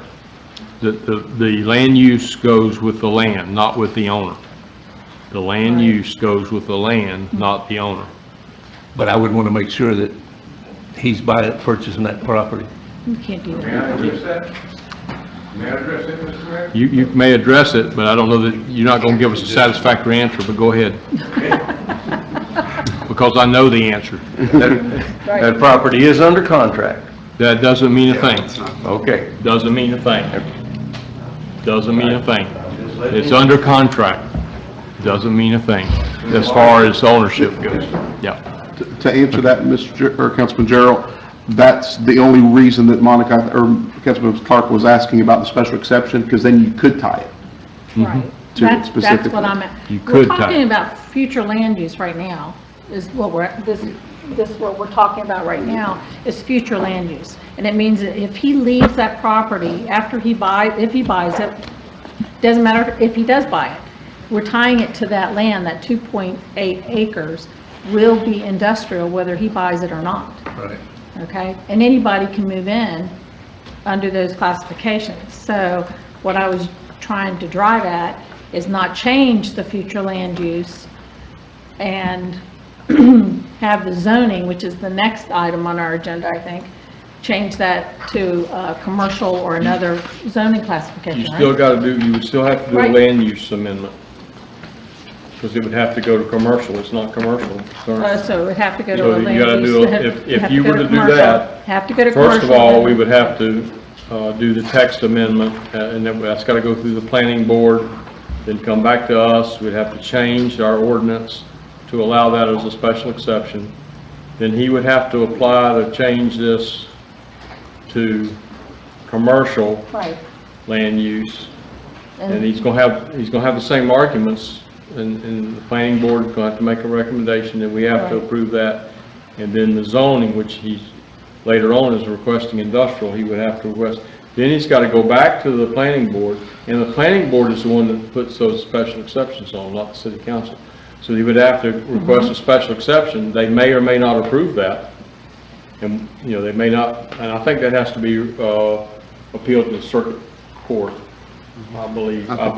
But anyway, so they may or may not approve that special exception, and if they do, they may not put the requirement, the special exception requirements that we're talking about on there. They may, Right. you know, so Okay. it's a long process to go that way. No And it's matter, uncertain, no matter what we do, the property that he has now is industrial. no matter what we do. So, That is so correct. I don't think we're sticking our neck out. Okay, okay. If I may. Yeah, Councilmember Abney. Just as my thoughts from what we've been talking about here tonight. The owner has been there for 19 years. He employs 32 people, and he's looking to add more. He's been a great business person in the city. The property that is in question, is my understanding, has been for sale for 10+ years. So there looks like there hasn't been any major interest in that property. There is now. He does operate 8 to 4. If it was someone new coming in and wanting to change this, I would probably not be really for it. But since he's already there, and we're only adding 2 acres, I don't see, like Councilman Darrell said, I don't think we're sticking our neck out too far for what it is. I think this is a very unique situation. If it was someone coming in for the whole thing, brand new, I might reconsider, but for what we've got going on here and the conditions that there are, I think I would be for it. Okay. All right, other comments from the council, or we finally ready to vote on this one? I'll remind you, just for the record, I'll remind you the planning board has recommended denial. If you wanted to uphold the planning board, you would vote no on the motion. Is that correct, Mr. Attorney?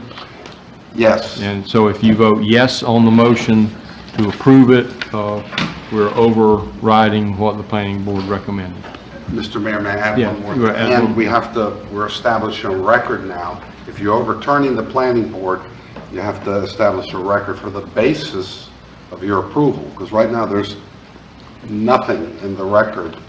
You have to say why you want to support for right now, what we have is a staff report that laid out all the grounds for why it should be. This is a small scale plan amendment. It's quasi-legislative. You have very broad discretion, but we have to establish the basis for approving it, overturning planning board. Something like the adjoining property is industrial. Exactly, yes, And sir. this would Everything I not, just said. and it would not increase, the,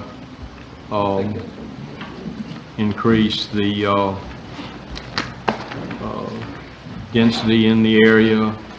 something like that. Is that what you're looking for, Mr. Attorney? Protect, yes, the uses and values of adjacent properties, just looking at one of your future land use plan elements here. Yes, sir. Where is that statement needed, Mr. Attorney? Is that, because I'm looking at the ordinance number 1212 that's in the exhibit, but those comments aren't there. Is that part of the motion that should have been made, which we've already made? Yes, sir, so we're making a record today, so we just need to establish the basis for the motion to approve it. So it doesn't have to be in the motion, it just needs to be statements that, Correct. So that's in the minutes. that we believe it's consistent and compatible with the comprehensive plan and adjacent land uses. We believe that there are adequate public facilities. We believe that there will be no environmental impacts of this recommendation. Will that cover it? That looks, looking at the staff report here. I Looking think at the that's- staff report, that looks like their analysis.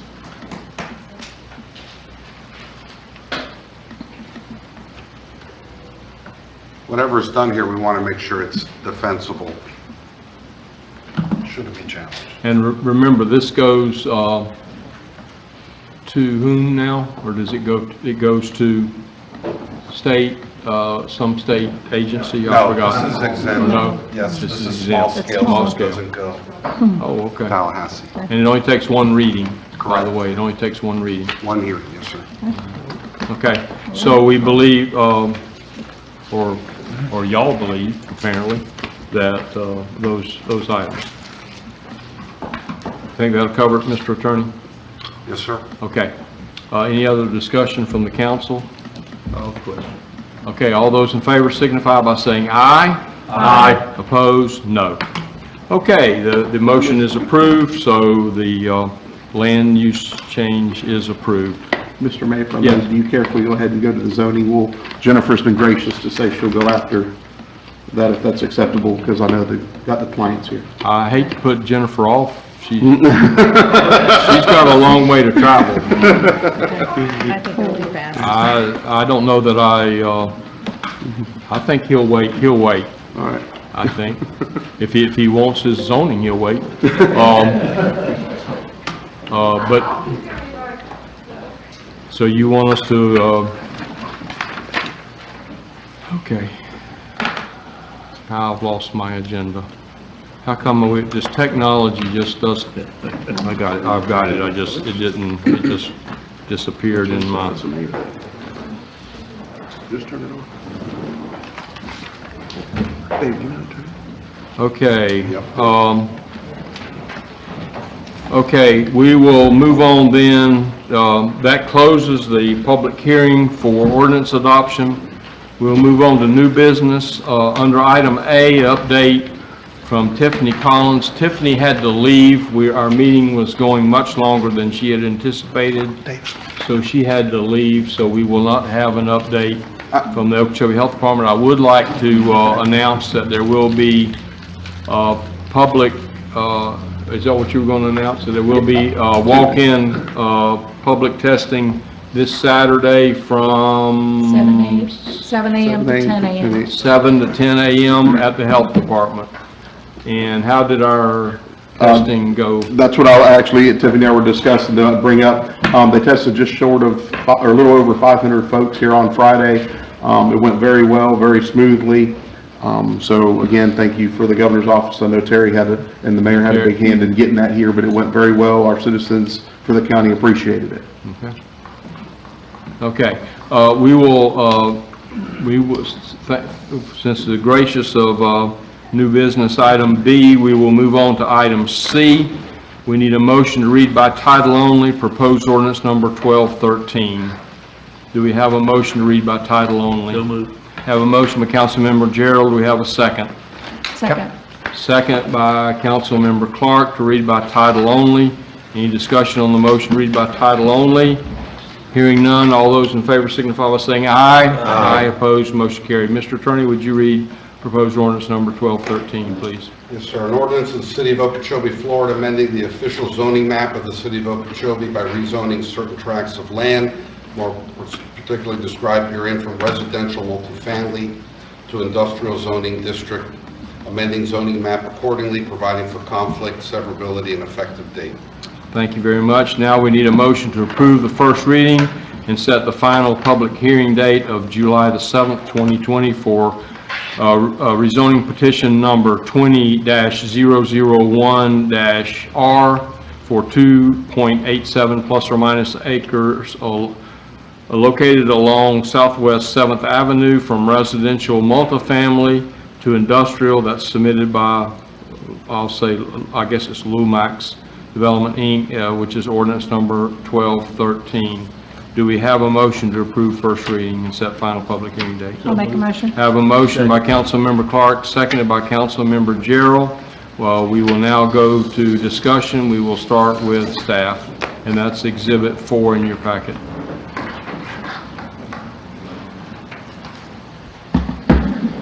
Good afternoon, Ben Smith, LaRue Planning. We reviewed this request on behalf of the city.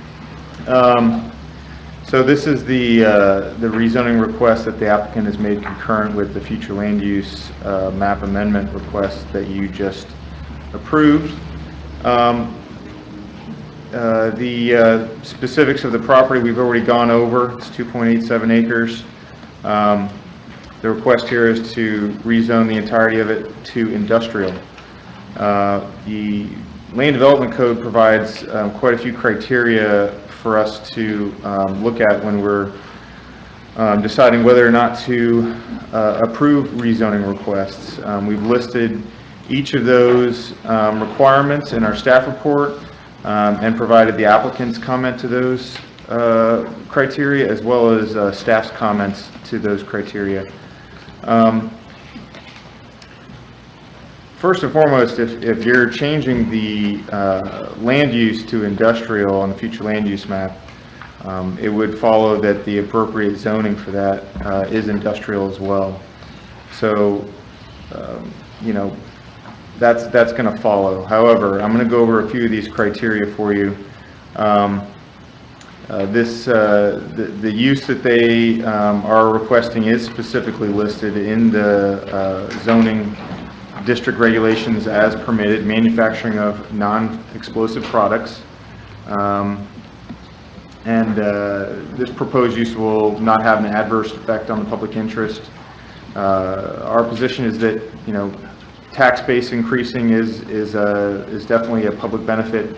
However, expanding industrial zoning in this predominantly residential area can definitely have adverse impacts on investment in residential development in the area and quality of life of those residents already there.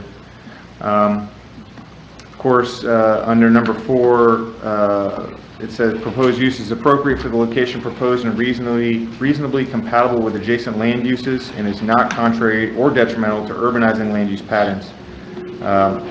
Industrial zoning is the minority zoning in this area, and of course we've listed all of the uses that will be allowed as permitted if you change this zoning. We've gone over property values. Let's see here. You know, a lot of this is not as important. If you're going to approve the future land use map amendment, then the rezoning does follow. So we recommend denial of this. The planning board recommended denial, but in light of being consistent with the comprehensive plan, you should probably rezone this to industrial. So I'm happy to answer any questions. Okay, any questions of Ben? Thank you, Ben. Applicant like to make any? You already won, so remember that.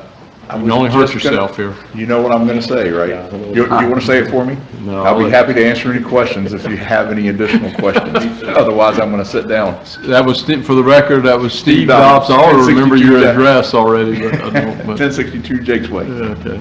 Any questions of Steve or the applicant?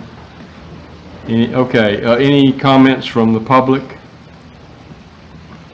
Hearing none, I assume we have no comments on Zoom. No comments on Zoom. We'll bring it for council discussion. I'll just make the comments that I probably should have made before. I certainly agree with the staff report and the planning board that, you know, if I live next to this, and I appreciate this business, it's a great business for the city. I realize that the tax benefits for the city, but if, you know, you have to look at the entire area, and we just approved a large multifamily project for the same area adjacent to this, so boy, I would hate to know that I had industrial zoning right next to my, I have some industrial or some manufacturing that's a block from me, and, well, no, I guess it's 2 blocks from me. Of course, I knew it was there when I moved there, but I will just tell you, sometimes it's not pleasant. So, any other comments from the council? Hearing none, we need to vote on the motion to approve the first reading and set the public hearing date. All those in favor signify by saying aye. Aye. Opposed? No. Okay, motion carries, so that will approve the first reading, and it will be set for the public hearing date on July the 7th. Anything else on item C, Mr. Administrator, before we move on? No, sir. Or do we need other, that's all we needed, correct, for them? All right, we'll move back to item B. Jennifer, thank you for being so gracious. Steve Dobbs owes you lunch or something. Thank you very much, sir. Thank you. We appreciate your concern for the city. Okay, Jennifer, Jennifer is the Deputy Director of the Central Florida Regional Planning Council. We have a project with you, but I'll let you explain that, and welcome. We had you by Zoom last meeting. We appreciate that, and I think it was last meeting or meeting before, but we'll be glad to hear your report. So thank you, Jennifer. Great. It's nice to see you all in person tonight, and it was also good to hear that case before me, or before you all. As I go through my presentation, I'll kind of give you an overview and let you know why that's important as we look at economic development and the future of the city. The city has received 2 grants. One, as y'all are aware, is the Competitive Florida Partnership Grant. And through that, we worked with the city and the community on an economic development strategy and resiliency plan. And this is in its draft form. It's available on a website that's up there. And it's interactive, so as you review the goals, you can provide comments. And we're trying to get that out over the summer to as much of the public as possible. Of course, we were kind of compressed on community engagement considering the, thank you. Considering the current environment, we are definitely meeting the grant deliverable requirements, but we would like to work with the city and the community over the next several months yet as we look at several strategies. The projector. Got it. All right. Again, this is what the website looks like, and down at the bottom you can read the proposed plan, and then on each page there's an opportunity to comment. As we've had community conversations earlier, before COVID-19, we had heard lots of comments describing Okeechobee, the city of Okeechobee, welcoming the lake, small town, safe community, business friendly. And top assets include the lake, the location of the city of Okeechobee. You can definitely get to the coast, to major airports, and yet have that small town feel, available land, and agriculture. So as we have drafted very broad goals at this point, which over the next months we'll be working on refining with the community, but the overall arching goal is to strengthen and grow a resilient City of Okeechobee economy while improving the quality of life for all residents. I'm just going to hit on the broad goals. The underlying details there are also available online. But the first goal is to support and expand existing opportunities for local and new businesses, existing local and new businesses, and I think we saw that here tonight. And under that, continuing the partnerships the city has with economic development organizations, businesses, and community organizations, continuing social media, especially in the environment that we're in, looking to help local businesses with an online presence as well. And also continuing to engage new partners and looking at incentive opportunities. Also just continuing that, we understand that Indian River State College has a business incubator program, but a lot of folks actually are not aware of that in some environments. Also continuing to coordinate with the Heartland Regional Transportation Planning Organization. That came up as we look at transportation improvements and looking at available property for development, making sure we have those transportation facilities available. And continuing the inventory of developable non-residential land for development as well. Sorry, I'll eventually learn to go to the projector. There we go. The second goal is to support opportunities for the future workforce, continuing partnerships with educational institutions and also CareerSource. They have also been a partner as we've looked at this economic development strategy. And also as we look at jobs and education, looking at housing opportunities as well. Like multifamily housing that I think the realtor said wasn't any good, but anyway, okay. Or wasn't needed, okay. He just Thank said you. it's not selling. I Yeah. think that's what he said. Sorry, I just had to make that comment. I'm sorry. Sorry, went a little too fast, I apologize. Also, as part of our conversations with city partners and community leaders, taking advantage of the opportunities for outdoor tourism in the city and just outside of the city, looking at combining special events and marketing special events even more than they are now. Also taking advantage and marketing the city's murals, and also using Florida Story Map as a tool, which is actually an app. Is when you come into the city, it'll pop up on your phone and you can do kind of a walking tour of opportunities of significance. And also with what came up through our discussion,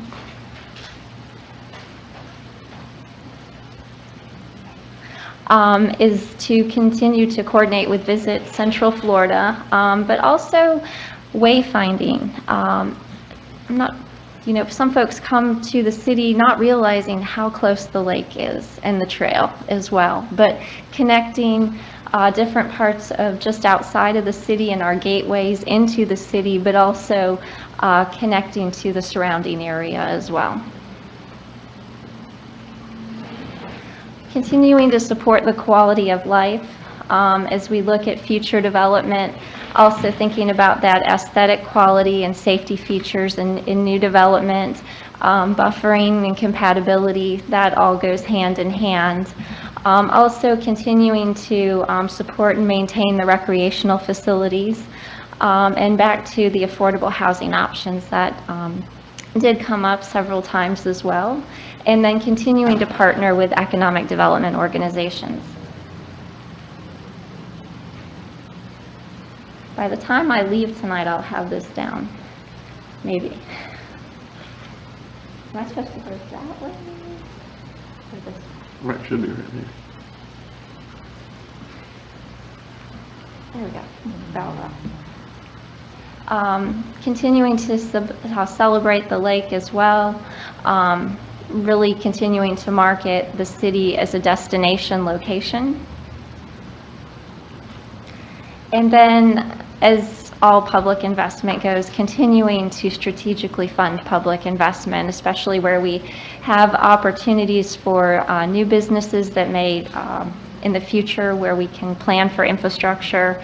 Also connectivity from a sidewalk perspective, making the area even more walkable than it is now, working with the Florida Department of Transportation when they make improvements to consider complete streets, and also the continued expansion of broadband and fiber. And 7, again, really kind of is a summary of the past goals. really looking to the future, to engage the residents, continue the conversation with businesses on challenges that they have as well. And I think as we saw tonight, the Land Development Code, as y'all had said, is a living document, and we adjust to the circumstances. I'm not sure with COVID-19, we'll talk about that in just a few minutes, but we might see more outdoor dining, for example, sidewalk cafes and things to address that. Also, just continuing to reduce health and wellness disparities across the board, and also looking at, as we look at future potential disasters, including hurricanes, continuing to look at ways to become more resilient.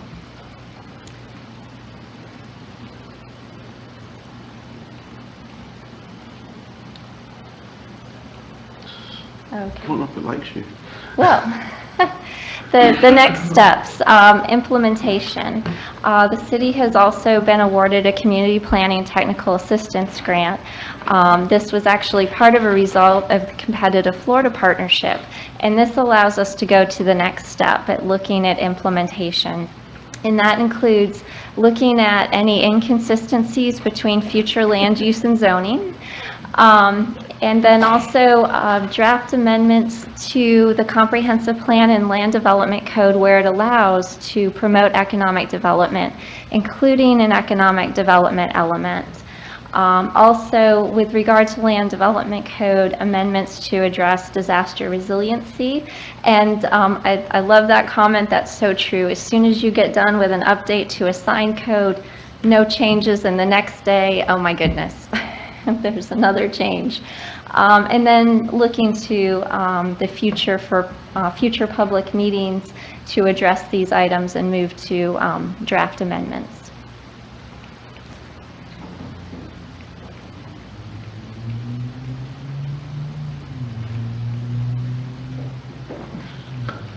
She's pointing it at me. I know. Someone I see the red light showing up. manually hit the button. Is there a manual button? Is there a manual button? I don't know. On the projector On itself? the projector, I think you can just go to the top of it and swipe. We need another grant. Oh, there we go. That works. I'm just gonna hold it right there. Maybe. Well, anyway, it's okay. So, as we'd mentioned, we've been looking at the future land use map and the zoning map, comparing where there might be inconsistencies. I think tonight's case was not something that would normally be picked up because the zoning was residential as well, but when looking at existing land use, that is definitely something that we'll look at and identify going forward.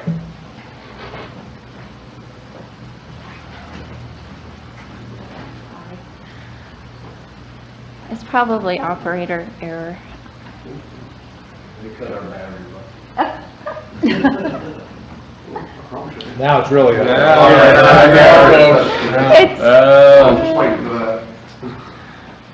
I can go without the PowerPoint, just kind of giving you all a finished update on things that we've been looking at. We're looking at, again, the inconsistencies in codes, but also taking a look at an economic development element to add to the city's comprehensive plan.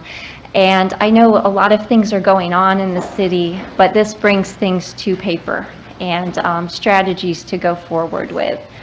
So we are also preparing that. And then with regard to signs, and if it's working, we can go ahead a few. And these are just detailed tables of what we look at to make sure also that we have standards to accommodate development. And as we go forward, we'll be working with the city's planner as well. So with regard... we were also asked to look at the sign code to make sure it is also user-friendly. Amendments that we've looked at to date are not changing what you have in place, but making sure we are seal tight on content neutrality, and also adding graphics for interpretation as far as when you measure sign area. A lot of times there's confusion with that, so the goal is to add greater clarity. And as that comes before you for greater discussion, signs are never simple. And that beautiful color chart that you saw, as we look at the land development code right now, you go zoning district to zoning district, page by page, to figure out what uses are allowed, and then you're going to flip back. And what might help is a table of land uses. So you start with residential, go to commercial, go to industrial, and you have all the zoning districts on that table, so you can quickly look at what's permitted and what requires special approval. So those are some of the things that we've been charged with, and we'll be working with you all over the next months. We've just prepared, as far as the grant goes, the information that's needed, the higher level review that will come back to you all for consideration. Do you have any questions? I know that was brief and... You think we could get a grant for video equipment? We'll be on the lookout. Any questions for Jennifer? Thank you very Thank much. you for coming. I know I talked to you after I read and appreciate your work, and we look forward especially to the sign, so we can finally get the perfect sign ordinance. Former Councilman Williams will be ecstatic.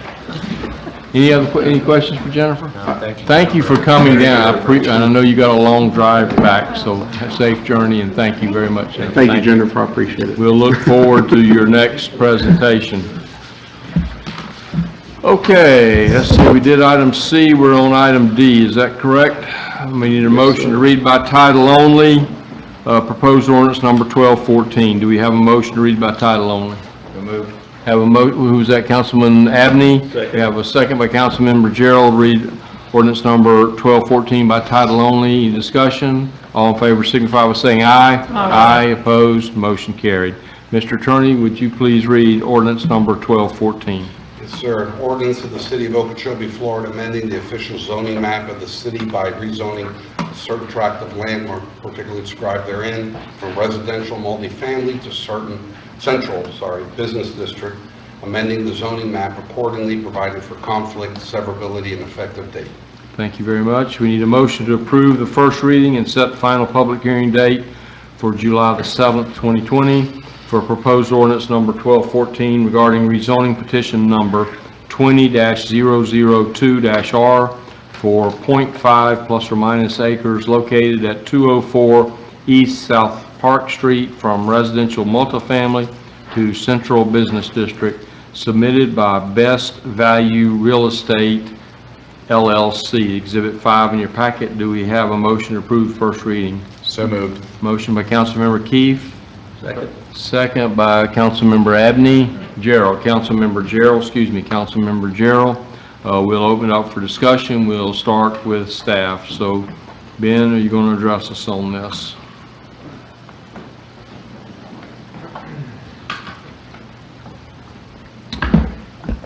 All right, this request, the applicant for this request purchased this property and the medical practice that's been in existence there, and shortly after that found out about the city's non-conforming provisions in the Land Development Code, which state that when a non-conforming use is transferred, sold, that you have to come into conformance. So this particular property has commercial future land use, but a residential zoning designation. And so the medical practice that's been there for almost 30 years, I guess, is actually considered non-conforming. It was allowed to continue during that time, but then when it transferred ownership, the property had to come into conformance. So this request represents the applicant's desire to come into conformance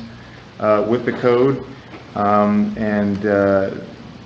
Again, you'll see that we've reviewed this request based on the criteria that the code provides. The applicant comments are provided to those criteria as well as our staff comments. We feel that this particular request is compatible this is an appropriate place for this, that this business should be able to continue to exist. We are recommending approval of this. The planning board also recommended approval of this. We're happy to answer any questions if you have any. Okay. Any questions for Ben? Thank you, Ben. Hearing none. Anybody from the applicant would like to speak on this? Anybody from the public? Do we have any public comments on this ordinance? I assume we have no Zoom comments? No Zoom comments? We'll bring it up here for further discussion. Any discussion from the council? This is where this is right across the street here where Dr. Sweeta was. Yeah, I forgot what it's called now. So they were, yeah, question, so they were able Councilmember to Abney. operate for 30 years, and they sold, and now they're having to rezone. Correct. That's the process. That's the process.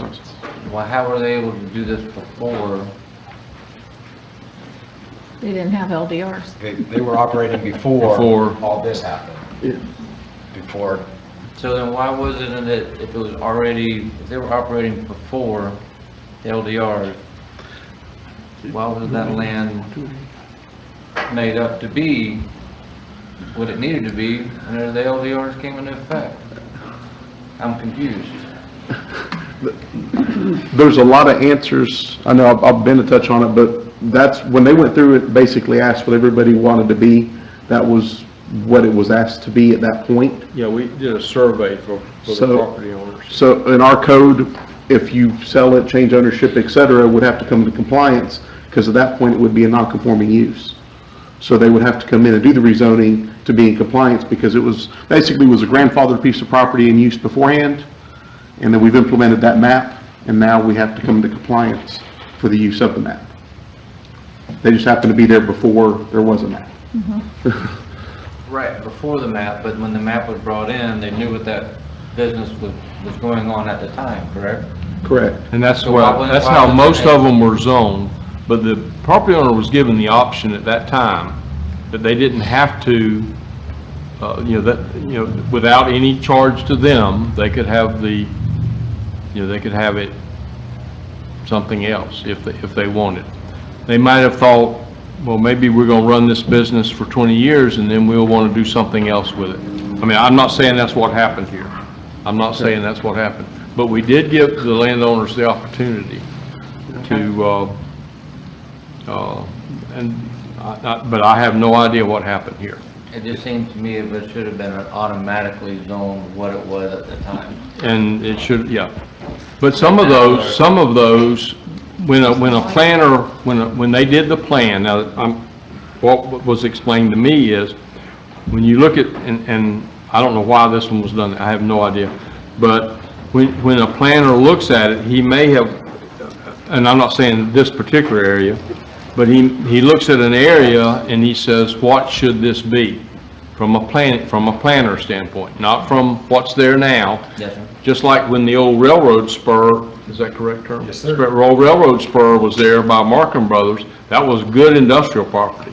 That spur is no longer there, so it's no longer, should be, is practical to use it for industrial. So that use has changed.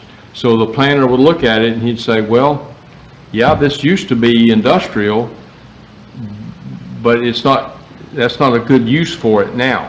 Now it's better used for residential or commercial or whatever that best use is. And that's what happened to a lot of these, we keep saying they're inconsistencies, but that's what happened to a lot of them, because when the planner, when they looked at it, they said, well, yeah, this, it's got a commercial, or it's got a prime example of some of these old houses that we're now turning into commercial. 30 years ago, that was a great residential area. When McDonald's goes in across the street, it's not a good residential area anymore. So therefore, you want to change, you change the use. So the planner would look at it and he'd say, well, McDonald's is there now, or I'm not picking on them, I'm sorry. There's a fast food restaurant here now, maybe this ought to be commercial. Although there's somebody still living in that house because they've lived there for 50 years, and it's residential, but it really should be commercial. So that's, and Ben can correct me because he's the planner, but that's the way it was explained to us, that some of these look like inconsistencies, but really, that's what it, from a planner standpoint, that's what it could look like, or should look like. I don't know the history as well as y'all do. I appreciate the lesson on that, on how things happened, but the fact of the matter is, we just deal with the code as it is now. We deal with the maps as Right. they are now, and this is just one step that this business owner unfortunately needs to go through in order to stay in operation. Yeah. I'm sorry, I didn't mean to take so long on that. We can make it easy, just make them legal. Yep, just vote yes and they're in. Sorry for taking that. That's all right, I understand. I want to make a comment. Yes, go ahead. My only Councilmember Clark. comment is we have so many, because we had no planning before the LDRs. So if you wanted to put a business here, they just put a business there, right? If I'm not mistaken. So there was no planning 40 years ago and saying this should be a residential area, this should be a commercial area, whatever. So when my grandfather opened his business, he says, well, I want to get as far out of town as possible, and now it's right at the railroad tracks. I mean, it's not, way out of town because of what he was doing. So we have so many, what we consider inconsistencies, and I think what happened is if we didn't get responses from, and I say we because I was working with the county and the LDRs, when we didn't get responses from those residents, it just stayed what it was. And my concern, though, is how much we're charging these people now to bring them all into compliance. And it's one of the things that I talked to Marcos about when I first came on the board. I said, I think we need to look at how much we charge people to bring them into compliance for rezoning, because I think it's expensive to bring these people where they need to be. And this owner had no idea. I mean, he bought this medical practice from Dr. Suida, and they said, well, need $850 to change it, to change it over to the rezoning, so. Well, weren't we looking at doing this administratively, a lot of these properties that are inconsistent?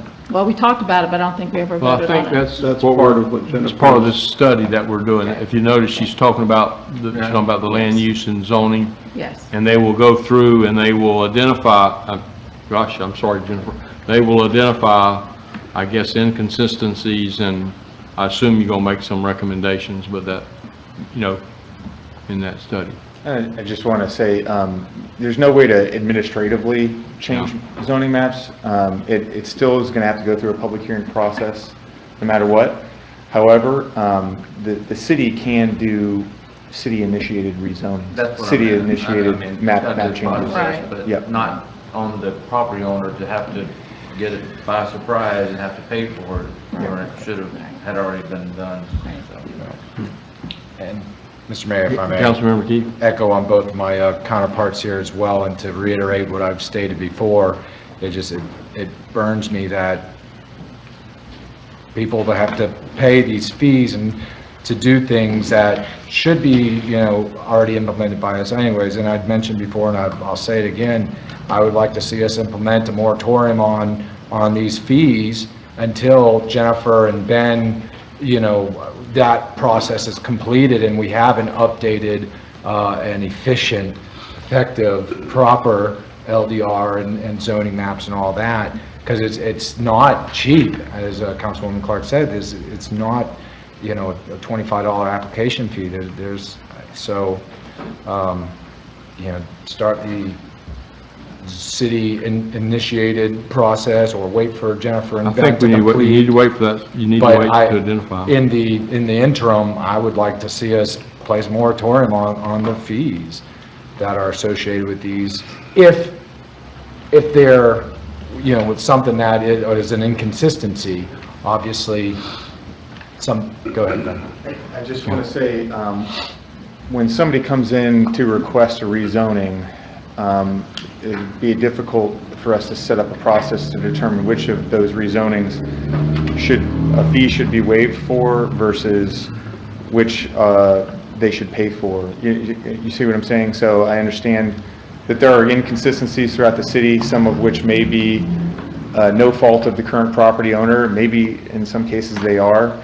But it would be very difficult to, you would have to lower the fees for all rezonings or all map amendments or put a moratorium on all of them. I don't know if we could differentiate at this time between these should be covered by the city and these shouldn't, unless we start going through it and we need to do the research first. They're starting that work on identifying those inconsistencies before we can start talking about moratorium. I think that would be a difficult thing for staff to implement when somebody comes in and requests a rezoning or a future land use map change. Just my thought. Understood, yeah, thank you for your thought, Ben. I mean, I hear what you're saying, but in like instances like what we're dealing with right now, it is a blatant just... Well, it may not be. You're making an assumption.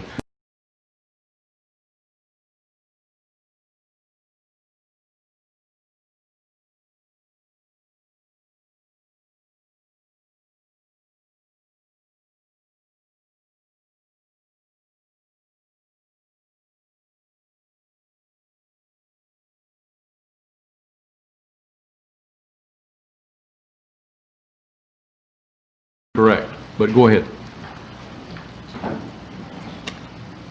I understand what the planner is saying.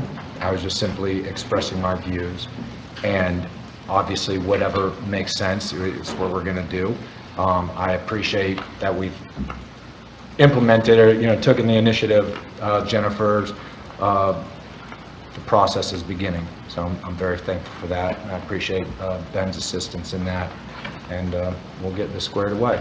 Okay, any other discussion? Okay, we ready to vote on the motion? Yes. Yes. Ready to vote on the motion? Okay, all right. All those in favor of the motion to read by to approve the first reading and set July 7th, all those in favor signify by saying aye. Aye. Opposed, motion carried. Next item is a review of the charter, overview of charter review. That's Exhibit 6. Mr. Attorney, I assume you're going to take the lead on this. Yes, sir. So hopefully by now, everyone has had a chance to review the memorandum I provided as part of the backup. I'm not going to go over this memorandum unless you have any particular questions or would like me to get into a little bit more detail. I would like to say that I think the three threshold issues that are before you to decide upon are, as it relates to charter review, is number one, the scope of charter review, because that dictates a lot of other considerations. So for example, and I actually looked at over 24 Florida cities that have undergone charter review in the last 10 years or so. Nowadays with Google, it's pretty easy to access that information. And I also called a few colleagues of mine that have been involved in. So the threshold is a scope. Are we looking at a soup to nuts revision of the charter? In other words, essentially deleting the charter today and starting with a new model charter. There are, in fact, model charters out there that we can use as the base for moving forward. So that's, or this council could decide to identify, 2, 6, 10 areas that you would like to examine and address through amendments of the charter. So that's issue number one. Issue number two is the process. This process can be driven by you. In other words, you as a city council can conduct public workshops, solicit citizen input, and I've seen examples where the city council itself developed specific amendments to be considered as part of the charter review process, or you can appoint an advisory body to undertake that process and come back to you with a series of recommendations as to amendments, or come back to you with a recommended model charter. And there's different permutations within that. And as I indicated in the in the memo, if you do ask or appoint a citizens review committee, it's important that that committee have the appropriate support. And I put some references here that the clerk was good enough to share with me some past experiences the city's been involved in where it created a committee to develop substantive amendments, in one case to the comp plan. And those all, I think, required a significant commitment of time and support. The third issue is a timetable. I think you always have to put brackets on a process like this. I have seen numerous examples of a charter review process taking 1 or 2 years. I've also seen an example of the Jupiter, the town of Jupiter, actually, now they do it every 10 years, so they had some fairly surgical amendments that were developed by a citizens group, which met twice. And that process, from beginning to end, took 3 months. But again, it was targeted. This is, as I understand it, the first time the charter has been reviewed since 1965. So that might dictate some of how you want to approach it. But you know, you have some fairly wide discretion here in terms of how you want to approach it. So you want a consensus from the council on those items? Yes, sir. Okay, so what's your pleasure? You want to have a charter review committee and have them review the charter and then make a recommendation to us? Would that be the logical first step, whether they think they could do amendments or just need to start over? Based on my review, Mr. Mayor, I think we're looking at, I would recommend that we start with a model charter. I think to go in there on a piecemeal basis Okay. won't cut it. All right, so we need, first of all, consensus if we want to do a new charter, I guess is that the first thing you want Like a consensus on? template, right? A template, exactly, Okay. yes, which I can bring back to you. Okay. Okay. Councilmember Abney, you? I'm good. Gerald? Yeah. Keith? Yes. McClark, okay, so we want to go with a model charter. Mhm. Do we want, and the next question is, how do we want to pursue that? Do we want to appoint I assume that's the next question, Yes, sir. like we did for the LDRs? Let's see, Marvin Whirl was on that, I think, and Mary Beth Cooper. Robbie Hoover was chairman, I think, yeah. Okay, so do we want to appoint a citizens board to do that, or do we want to do it ourselves? Is that our choice? Yes, sir. I can tell you, based on my research, I believe the overwhelming majority of municipalities appoint a citizens I would think so, yeah. committee. With, if I may, and I think I may have put it in here, you know, having the leadership, a strong chairperson, Oh, yeah. control and guide the discussions is also as critical as the whole group itself. Okay. So what do we think? Committee. We'll just poll down. Yes. Abney, yes. Gerald, yes. Yes, I think we definitely, the council, I don't know, we can come up with how to do it, if we each appointed 2, but I think they definitely should be city residents. Okay, that's the next that'll be the next question, yep. Okay. That'll be the next question. Councilmember Keith, yes? Yes. Oh, yeah, okay, committee. Now, we need to decide, do we want only city, or, because I guess they don't have to be city residents, I'm assuming. So, Business owner. I mean, I So- think city resident or business owner, because, I mean, it affects business owners. I think they should have a voice in this. They don't have Okay. to vote at the polls, but they can at least have a voice in. can we limit it to, we can limit it that way, like, must be either a city resident or Property Yes, owner? or property owner in the city, So you have that discretion. okay? Is that the consensus? Yes. It seems to be, okay? All Timetable. right, so and I'm sorry, I lost track. What was? Timetable is the Oh, last. timetable.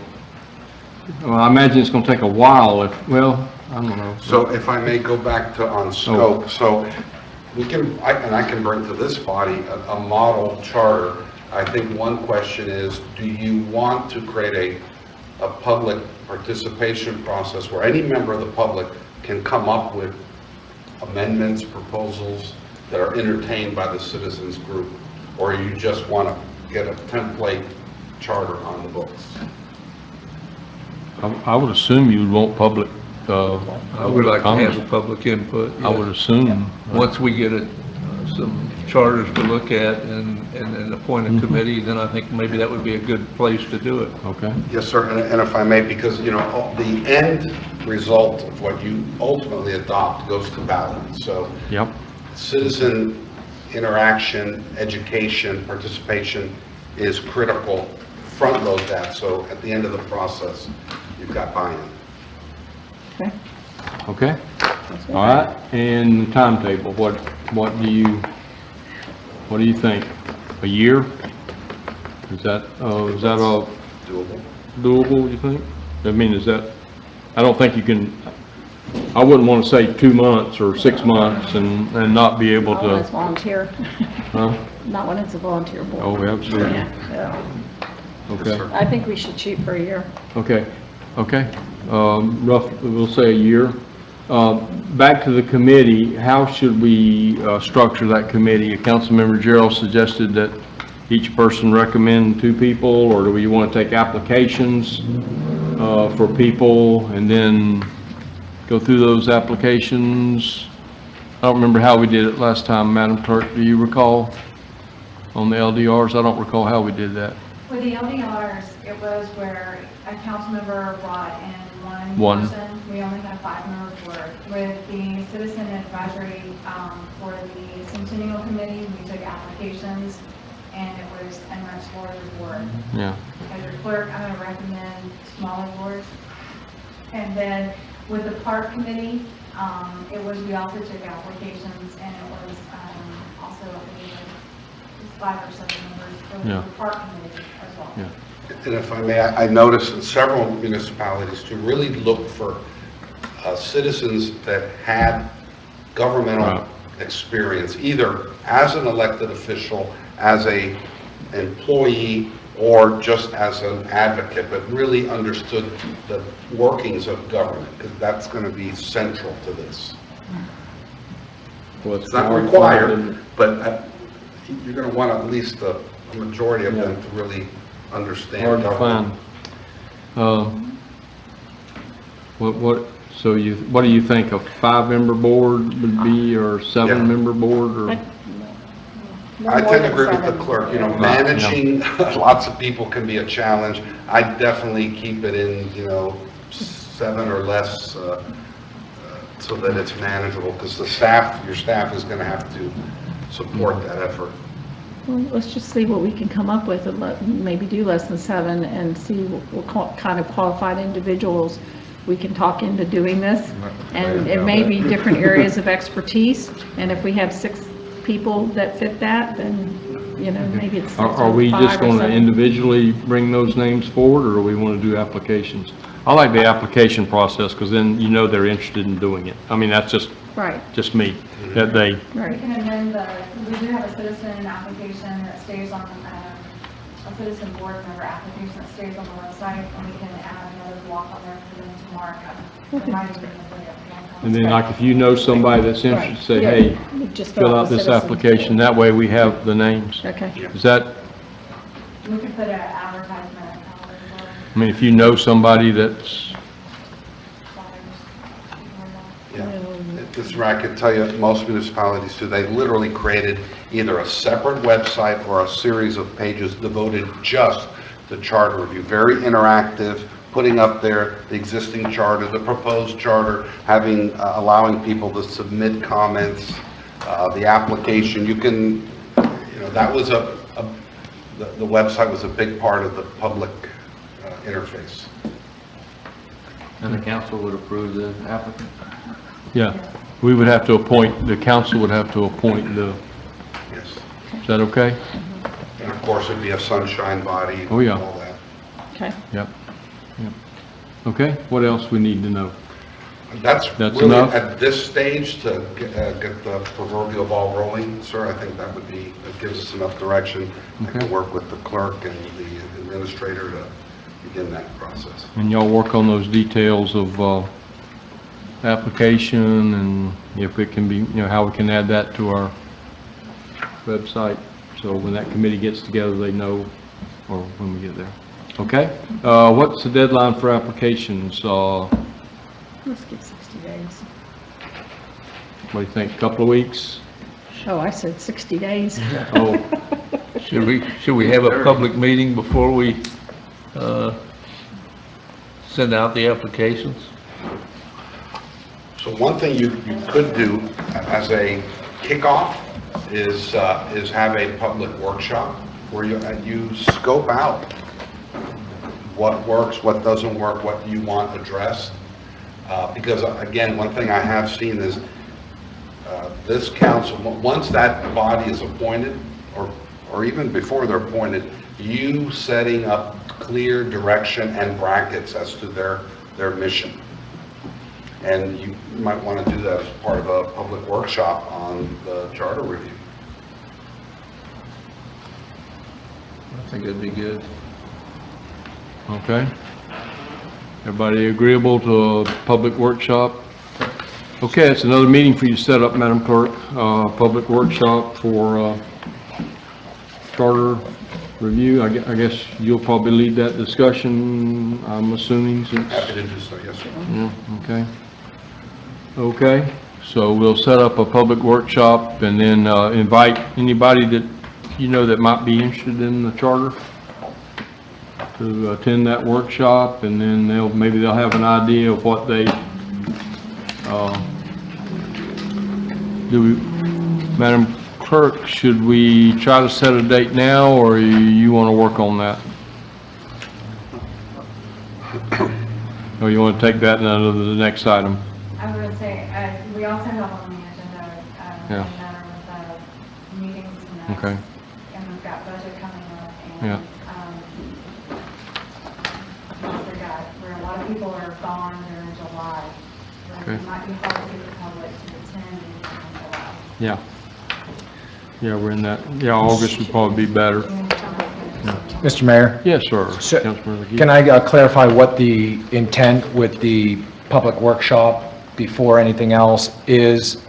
What is the intent behind that? What does that do for us other than, or instead of, or rather than, if I understood correctly, a suggestion of, appointing the committee and having public workshops as part of their duties where the public is, able to come and whatnot?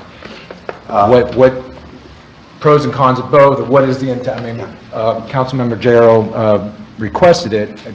Was there a specific intent, Mr. Jarrell? The only thing I thought is if you have a public workshop and you know what the subject's going to be, you can get some participation and you might find out who are interested, and at that time, we can give out applications, or they can have applications before that.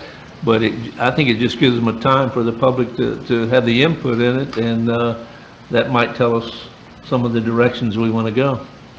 That was my only issue. Gotcha, understood.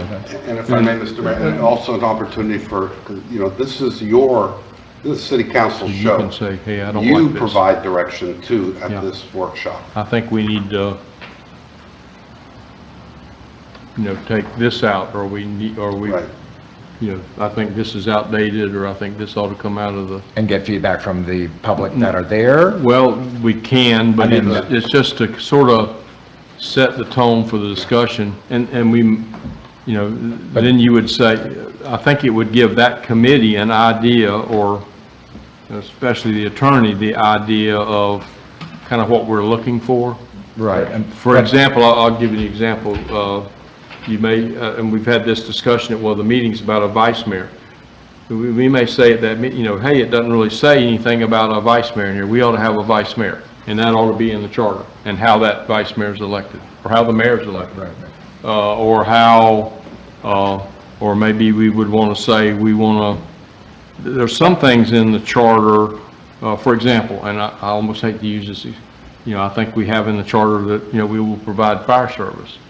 We may say that's not something that we need in the charter.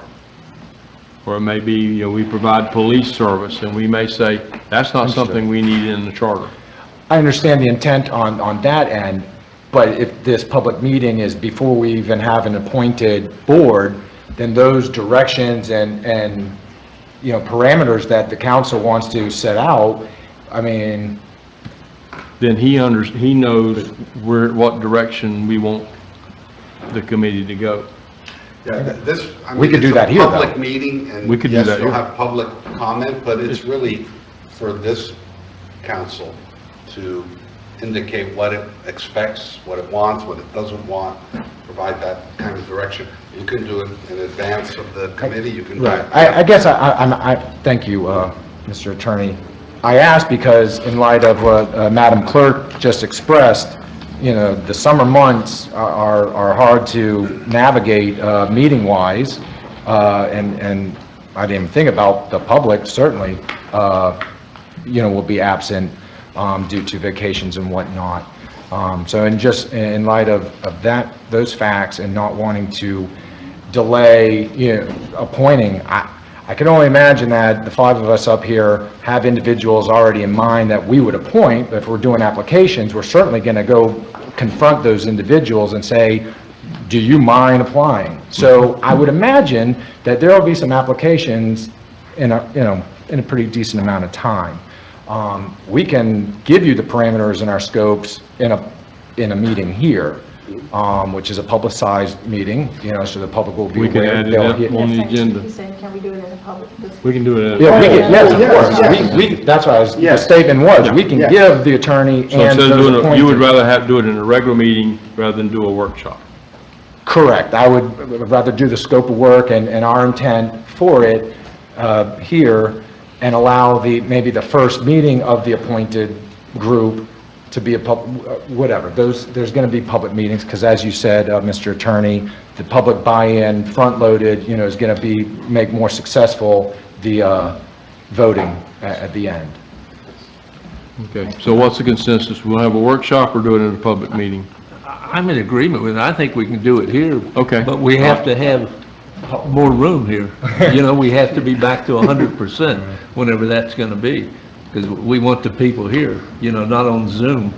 Otherwise, we need to do it in the public. And I think our charter should allow us to have a woman city clerk. In our charter, it says he. And, Okay. Mr. Mayor, we can also think about, if that's the case, to have a big one, we can always, talk to the school board and still have a normal meeting, just not here. So we could still discuss business, Makes it it'd just be a difficult. different location. We probably wouldn't be able to Zoom it then. I mean, you're creating, and anytime we go to a different location, as far as like recording and makes it difficult.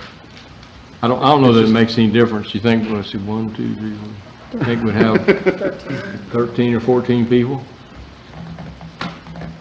And they can watch it on Zoom or watch it later on YouTube. What's your pleasure? City council meeting. Regular meeting? sooner the better. Sooner the better. Okay, we'll put that on, let's let the attorney and, the administrator kind of work on that, see what agenda we want to put that on, if it's the next agenda or the following agenda. They may, if that's agreeable, One that's light, when it's light. okay? Okay. Okay. All right. Is that it, Mr. Attorney, on that? Yes, sir. Okay, discuss summer meeting schedule. Traditionally, the council is either 1 or 2 months not had one of the meetings. As the clerk said, many people want to either schedule time off for vacations and so forth. And our agendas are usually, except for tonight, are normally fairly light during the summer. So normally we've normally, I think, only had one meeting in June, July and August. And because in August we start our budget workshops, that we have to work in also. So is it agreeable with the council that if the administrator and the clerk can arrange it, that we only have one meeting in July, one regular meeting? We will have other meetings, but one regular meeting in July and August?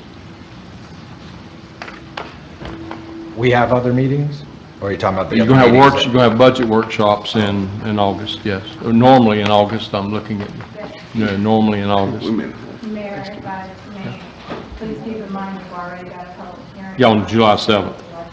Yeah, July 7th is, we got to have a meeting because we've already set public hearing dates.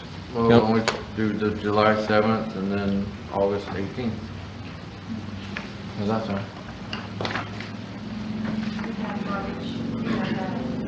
Non-applicable ordinances that need to be passed according to the contracts before August 8th. It's going to be on the second day of July. Good. I think we need our meetings. I disagree with vacating any of the meetings. Yeah, I know, There's a lot going on. I don't want to vacate any of them.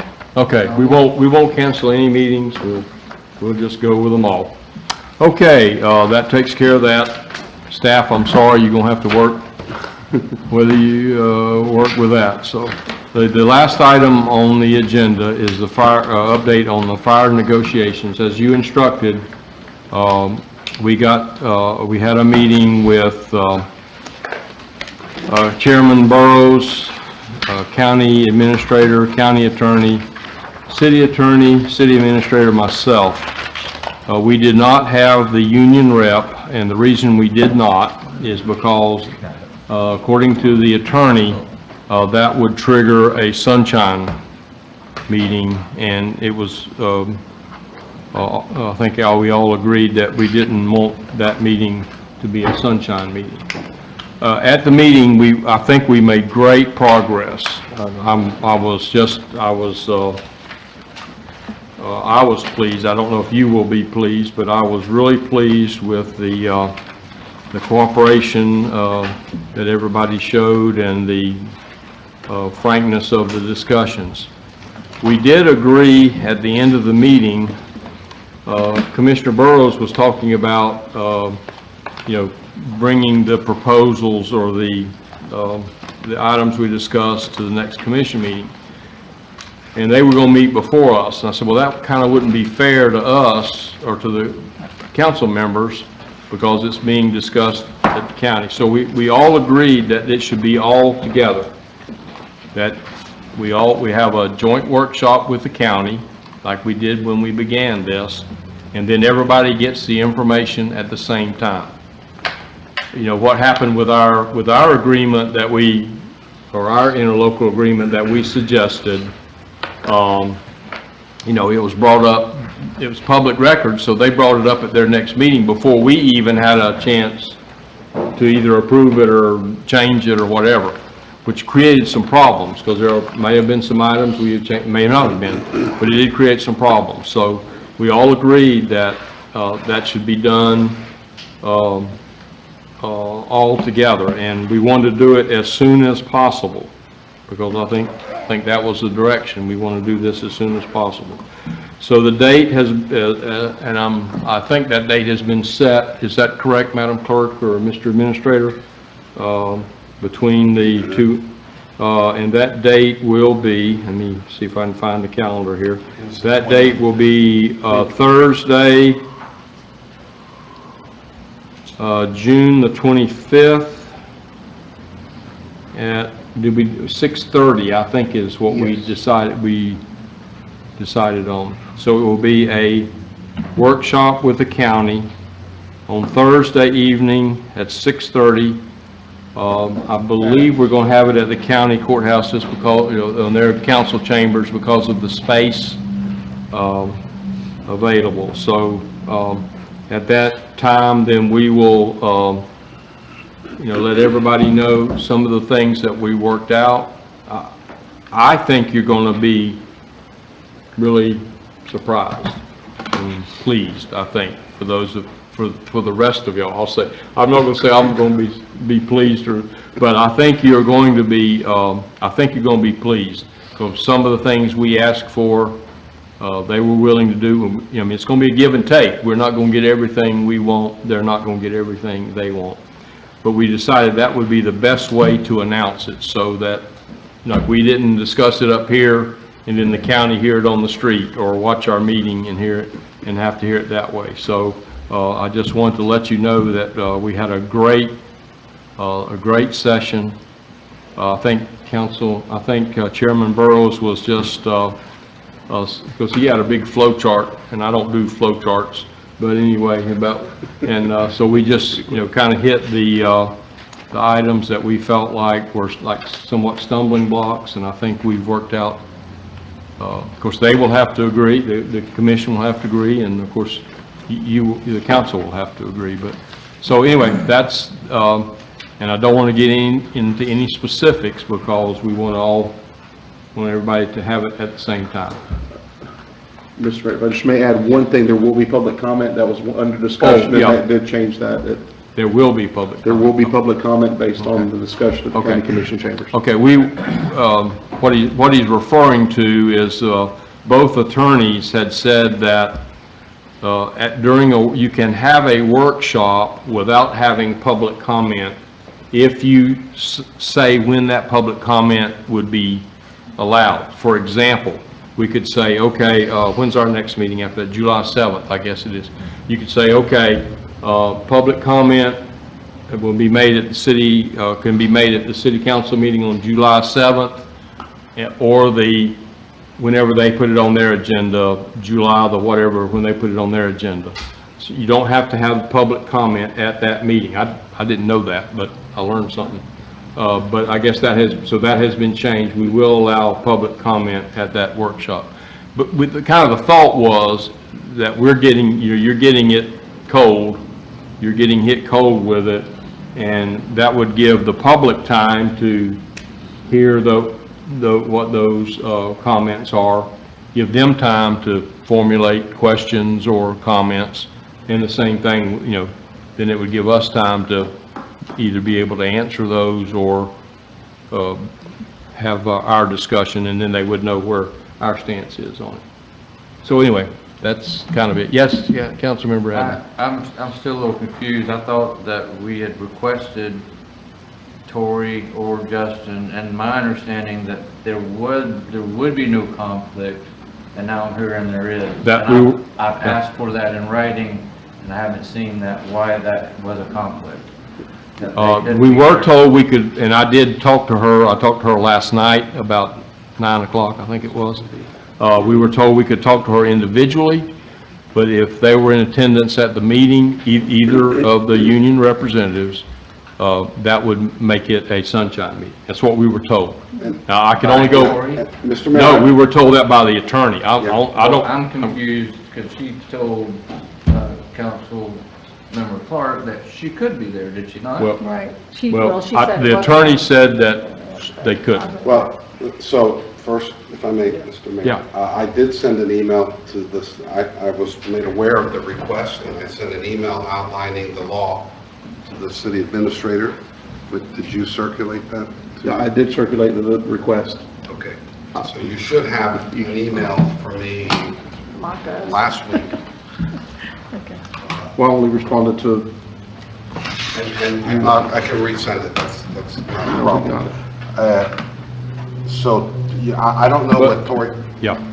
I can just tell you, based on what we discussed at that meeting, and and I verified what we discussed with her last night. I'm just going, and you can either trust me or not trust me on this.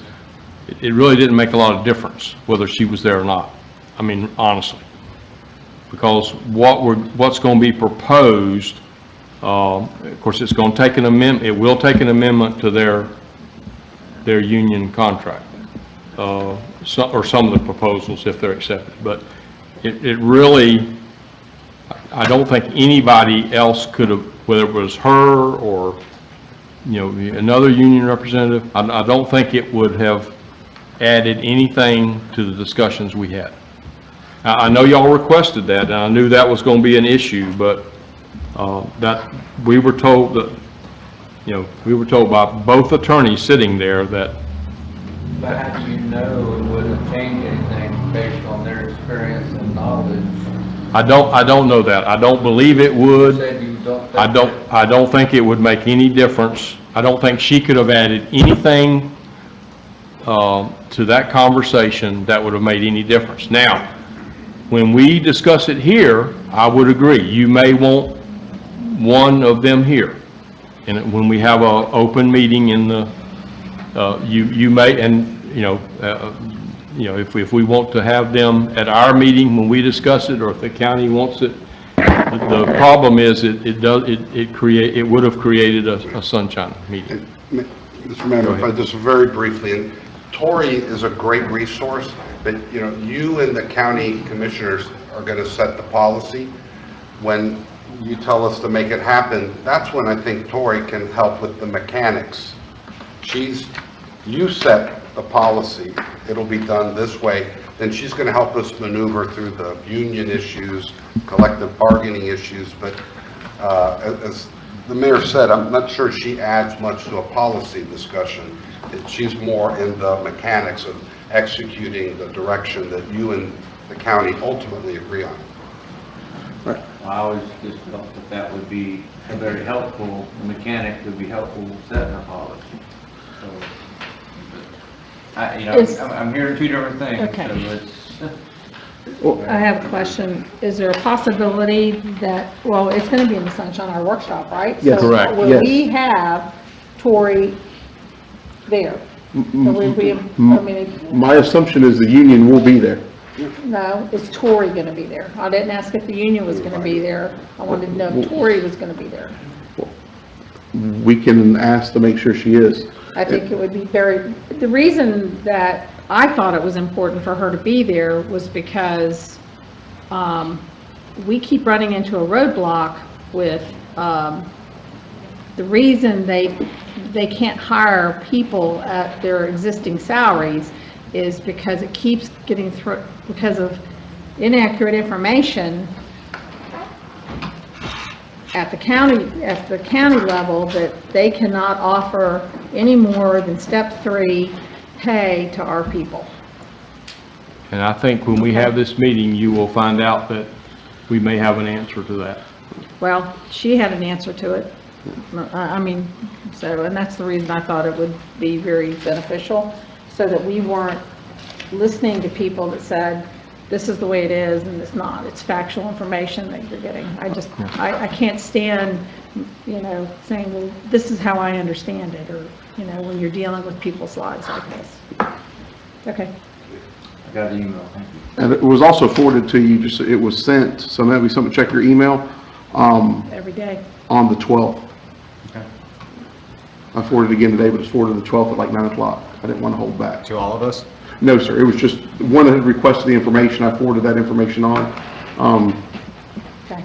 In the And future, I- with, you know, something like this, could we all get copied on it? We can. I had that, Oh, anyway, sorry. If it doesn't violate sunshine law, like a polling or something like Oh, that. right, yeah. Yeah, that- Exactly. I thought I verbally communicated this to everyone, that's just, so. Okay. Okay, thank you. Anyway, that's where we stand. And that's, I did what y'all asked me to do, and so we've set a workshop, and so And thank you for that's coming that. off vacation to do that. I did. And Thank you. I Thank you. Appreciate it. Mayor. jumped out of the boat to do that, yep. Okay, we will move on then to Gary Ritter council comments. Commissioner Abney. Councilmember Abney, I'm It's sorry. my understanding that we are working on audio to make it sound better with Zoom and for YouTube, because if anybody's listening to YouTube, you can't hear anything. Yes. So I'm hoping that that is being rectified. Yes. Is it? Yes, we're working on it now. What are we doing to do that? When? What are we doing? Well, we've tried to contact BIS now to have the, get information in. They did not come up prior because they're in a hotspot area and their office policy was not to come up. We did have someone here today try to look at it, kind of an intermediate until they were here. And we can't do that with their proprietary amp, but we are working on that. Okay, thank you.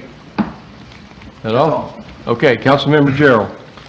I think it was another good meeting, and I'm happy that the council supports our businesses. I think we showed that tonight, and I was happy to report on the grants. You know, we've got a lot of good things happening, and I see a lot of progress. I'm glad we're having 2 meetings a month because we have a lot of things going on, and I hope our budget is ready. Okay. Councilmember Keith. Thank you, Mr. Mayor. Yep. I wanted to, forgive me if I'm reading some, I wanted to make a statement and I'll lose my train of thought sometimes. So I wanted to publicly commend our citizens and local law enforcement for the recent peaceful demonstrations conducted here locally. While across the nation and the globe, there have been riots and standoffs between citizens and law enforcement. Here in Okeechobee, we have a community that can peacefully stand for their beliefs and share in the current activism of our nation. I appreciate the community standing in solidarity. The Black Lives Matter movement has spurred a sense of unity across the nation that extends beyond color, race, and even religion. I look forward to it growing to a sense of all of humanity standing together as one. A day when race or ethnicity are not instigators of controversy because there is a unified belief that we are all equal and members of only one race, the human race.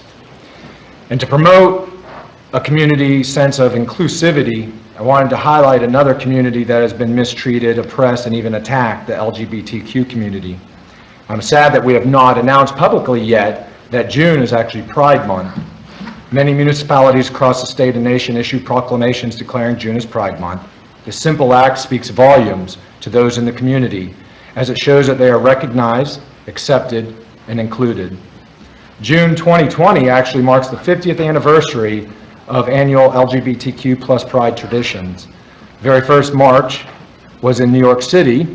It was held on June 28, 1970, which was the 1-year anniversary of the Stonewall Uprising. Society has come far since then, but as we can see with current events, there's more work to be done to get to a place of complete acceptance and inclusion of all races, all genders, and all sexualities. That's all there. Okay. Councilmember Clark. I have 2 things. One is, I haven't heard much about the money in the CARES Act that is coming back down into the counties and the cities, and I understand that Okeechobee City is eligible to receive like $363,000. Is that correct? Actually, I met with Terry Friday to kind of go over some of those details, and I pulled NDA in. She's been kind of in and out. But we're going through those details now, as well as dollars for us. I know the county's also working through with a plan on how the money would be distributed as well, that we're going to meet up again on. Okay. And the second item is, since we are having our workshop in June and then our next meeting would be July 7th, would it not behoove us to go ahead and have the information on the potential ambulance service for the city so that we have that to look at in addition to whatever comes out of the workshop? Or is that too soon to be doing comparisons? By request, I've actually already had some discussions to see if we can update any of those numbers already. So we're working on that currently. So it'll be at our July 7th meeting? Tentative, yes, ma'am. Okay. That's all I have. Okay, that was the last item on the agenda, so we are adjourned.